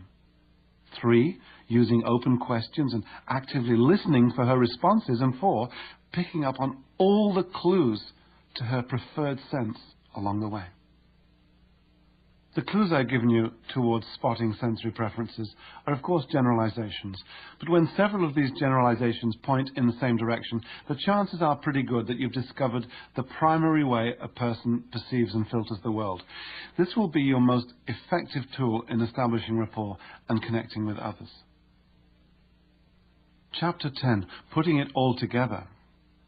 People are drawn to one another and are eager to connect, to be liked. Successful communicators don't go out into the world every day loaded up with skills and techniques. They go out and take what they do for granted. It's in the letting go that the people, things, and events in your life flow easily. This is the difference between those who struggle and get nowhere and those who appear to do very little and have everything. The more you act upon what you've learned here, the more you will effortlessly just assume rapport with other people. But of course you must practice, but soon it will be as natural as riding a bike or swimming, two other skills you only accomplished on the day you let go of worrying and had faith. This book is about connecting with your greatest resource, other people. It's about establishing rapport with them as you join together mentally. You've seen that rapport is the link between meeting and communicating, and how the quality and depth of rapport you establish can affect the outcome. Rapport can happen naturally or by design. We've looked at the meaning of communication as the response you get and how, in order for your communication to achieve its desired outcome, a little KFC can go a long way. In fact, not just in communication, but in all the areas of your life where you want a positive result. The basic template for greeting someone new is open, eye, beam, high, and lean. You're first with the open body language, eye contact, smile, and high, and the lean sets you up for synchronizing. You can remember that when you point your heart at another person, you convey your openness. You can choose your attitude. A really useful attitude is paramount to how others perceive you and how you feel about yourself. You know that your attitude keeps you congruent or believable according to the 3 V's of communication. In other words, when you have a really useless attitude like anger, you look angry, you sound angry, and you use angry words, all unappealing. Conversely, it's easy to make yourself likable when you adopt a really useful attitude. Let's say welcoming, because you look welcoming, you sound welcoming, and you use welcoming words, and it's attractive. We've covered body language, open and closed, and seen how, along with facial expressions and gestures, it makes up 55% of what other people get from us. That's why it's so valuable in synchronizing for rapport by design. When we say, I like you to someone, what we really mean is, I am like you. In rapport by design, we don't wait hopefully to see if we have things in common. We move straight into synchronizing the body language, the voice tone, and the words of the person we're meeting. We know that we have unconsciously been synchronizing emotional feedback all our lives from the people who have influenced us, our parents, our peers, our teachers, and so on. And therefore, it's easy and natural to synchronize other people in order to make them feel comfortable with us. In terms of talking with a new acquaintance, we've seen that questions are the generators of conversation, and they fall into 2 categories, open and closed. Open questions open people up, and that's the goal of conversation. You know that giving physical and spoken feedback will keep the ball in play. Conversation is about describing your experiences to others, and the more colourfully you can do it, the more you can talk in colour, the better they can imagine and share your experiences, and as a consequence, increase the bonding and rapport you are creating by design. You have learnt, to your surprise and delight, that every person you meet or already know presents you with a sensory puzzle. Do they prefer to connect on a visual, an auditory, or a kinesthetic wavelength? You've begun developing insight into their perceptions of the world around them. In fact, even if you've begun to implement the techniques in this book and got every one of them wrong, you're still getting it right because you've learned to be proactive with people as opposed to reactive or passive. There's absolutely no downside. You can't lose. If you are carefully observing people's body language and expressions, listening to their words, watching their eye movements, giving feedback and making conversations, you're being proactive, and they really can't help but like you, as long as you have a really useful attitude. So where do I start? Let me reiterate that this is not a new way of being. It's not a new way of life. I haven't given you a magic wand to rush out in the street and start tapping people over the head and make them like you. These are tools and techniques that help you establish rapport quickly. We've covered the 4 basic areas of making people like you in 90 seconds or less: attitude, synchronization, conversation, and sensory preferences. Improvement in any one of these areas will increase your ability to communicate effectively and quickly with other people. As you learn to incorporate all 4 stages into your face-to-face encounters, the effects will become more and more apparent. You now know why you naturally connect with some people and not with others, and since starting this audiobook, you've probably thought of ways you can improve your relationships at home and at work. You can approach people with increased confidence and sincerity and enjoy each new experience. And you may be realizing that you already possess most of the skills you need for making natural connections with other people. The more you use the many tools we've shared throughout this audiobook, from the image you project with a really useful attitude to the sincerity and charisma you impart in your greeting, from the comfort and empathy generated by synchronizing to the ability to recognize which sense a person most relies upon, the more you'll be able to establish rapport with ease and make people like you in 90 seconds or less. If I had to assign a priority to these 4 aspects, a really useful attitude stands alone in its power to generate good feelings in yourself and in others. Attitude is infectious and obvious, and it precedes you. Your attitude carries the coherent focus of your body language, your voice tone, and the words you use. You will notice an immediate improvement in your rapport skills the moment you begin to manage your attitude. On the flip side, if not properly managed, your attitude will work against you, and just as fast. Attitude can either attract or repel. Next, without doubt, is the amazing power of synchronizing. As you've seen, synchronizing is part of our natural makeup, and it's what we already do unconsciously with those people we like. When you meet someone and you want to establish quick rapport, start synchronizing immediately. It may feel odd at first unless you've done the exercises on synchronizing, in which case you'll wonder how you ever got along without it. 1 or even 2 days are ample to become proficient or even brilliant in this department. After all, you've been doing your whole life in one way or another with the people who are close to you. As your conversation skills improve and you encourage the other person to do plenty of talking, you'll find yourself having time to make observations about sensory preferences. Let this come gently.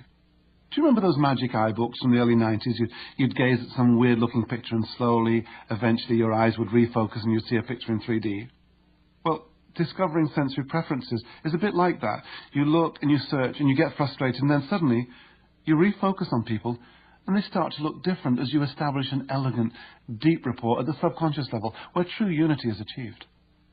The unfolding and detection of someone's sensory preferences will continue after your 90 seconds and give you the vehicle to travel much deeper into rapport by design with your new person, your newest great resource. So, you're at a conference and you've just met Sylvie Claroux, head of the department you'd like to work for. The connecting is smooth, warm, sincere and respectful. Your really useful attitude and openness made for a perfect greeting. Although there are 7 people at the meeting, you synchronize her body movements, but with no excess eye contact. Her subconscious picks it up. There is chance eye contact. She smiles politely. You acknowledge. Bingo! You've been practicing this daily and have easily realized that by her dress, her voice, her choice of words, eye movements and tonality, she's probably auditory. When you speak, you synchronize her voice tone and use auditory words. Well, that sounds great. Everybody on the team has voiced an opinion. How can this stranger not like you when you look, sound and move so much like her? At the break, you get her to one side. I'd like to hear more about the proposal, you begin. Haven't we met before, she asks. I think she likes you, whispers the little voice in your head. Assuming rapport. As I write this book, I assume I like you, the listener. I assume I need you, and I assume you need me. And what's more, I assume I'm right. This is what gives me the confidence to keep on going. We need each other. That's the real basis for our rapport, and here we are connecting. We can harness the power of imagination to make useful assumptions. We receive so much information from our 5 senses that we can't possibly process it all consciously. Instead, it gets sorted into 3 separate lots. The main batch of information you actually delete from your conscious. For example, you weren't aware of your left foot until I just drew your attention to it, and you probably haven't got a clue how your fingernails grow. The second batch, you distort. You feed into your imagination and play around with it, imagining your upcoming vacation or getting paranoid about the battery in your smoke detector, that sort of thing. And the third batch is stored away under the heading of generalizations or assumptions. When you've seen one frying pan, you can make a fair assumption that that big metal thing on your neighbour's stove with the long handle and the sizzling pancakes in it is also a frying pan. You don't have to find out all over again what it is.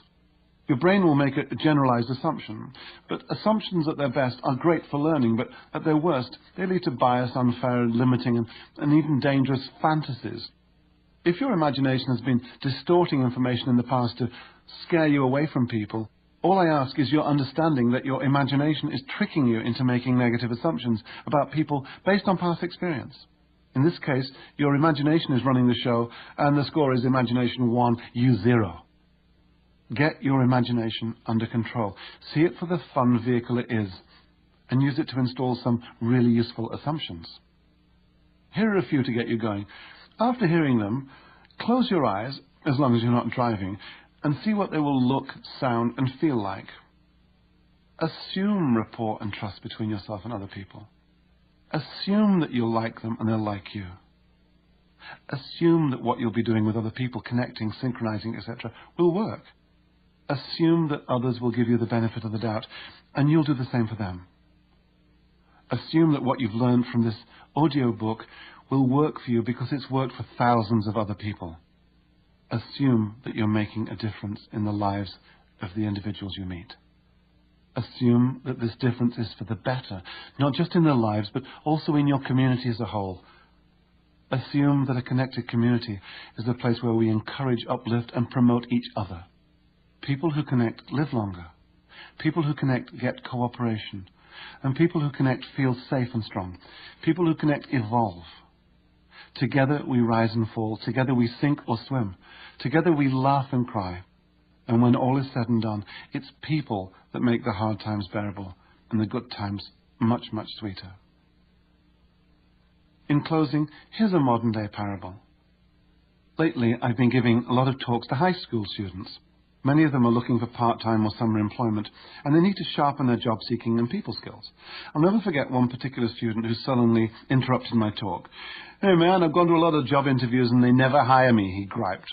"I tried at the grocery store, the drugstore, and an office." Other students around him began to snicker. The reason was pretty clear. The young man was wearing torn army pants, a t-shirt with the words Rancid splashed across the front. That's the name of a thrash punk band. His left ear was pierced in 3 places, and he had a nose ring too. But even more to the point, he sported a bright green mohawk that stood up 6 inches high on his otherwise shaved head. "What do you want?" I asked him. "Well, a job. What do you think?" "Have you thought of changing what you're doing to get it?" He glared at me, his arms crossed tightly over his chest. "Changing what?" "Well, how about the way you look?" I asked. "No way, man. If they don't like how I look, that's discrimination." "Look, I see your point," I said. He was obviously visual. "But we both know how the world works. So what do you want? The job or the haircut?" There was a long silence. Finally uncrossed his arms and rolled his eyeballs upwards. "Well, the job, I guess," he muttered. Some of the other students laughed good-naturedly. Then slowly he began to laugh too. Then we all laughed, because, that's what it's all about. This book is about connecting with other people, because other people are our greatest resource. We can't live without other people. We can't die without other people. When other people like you, they see the best in you.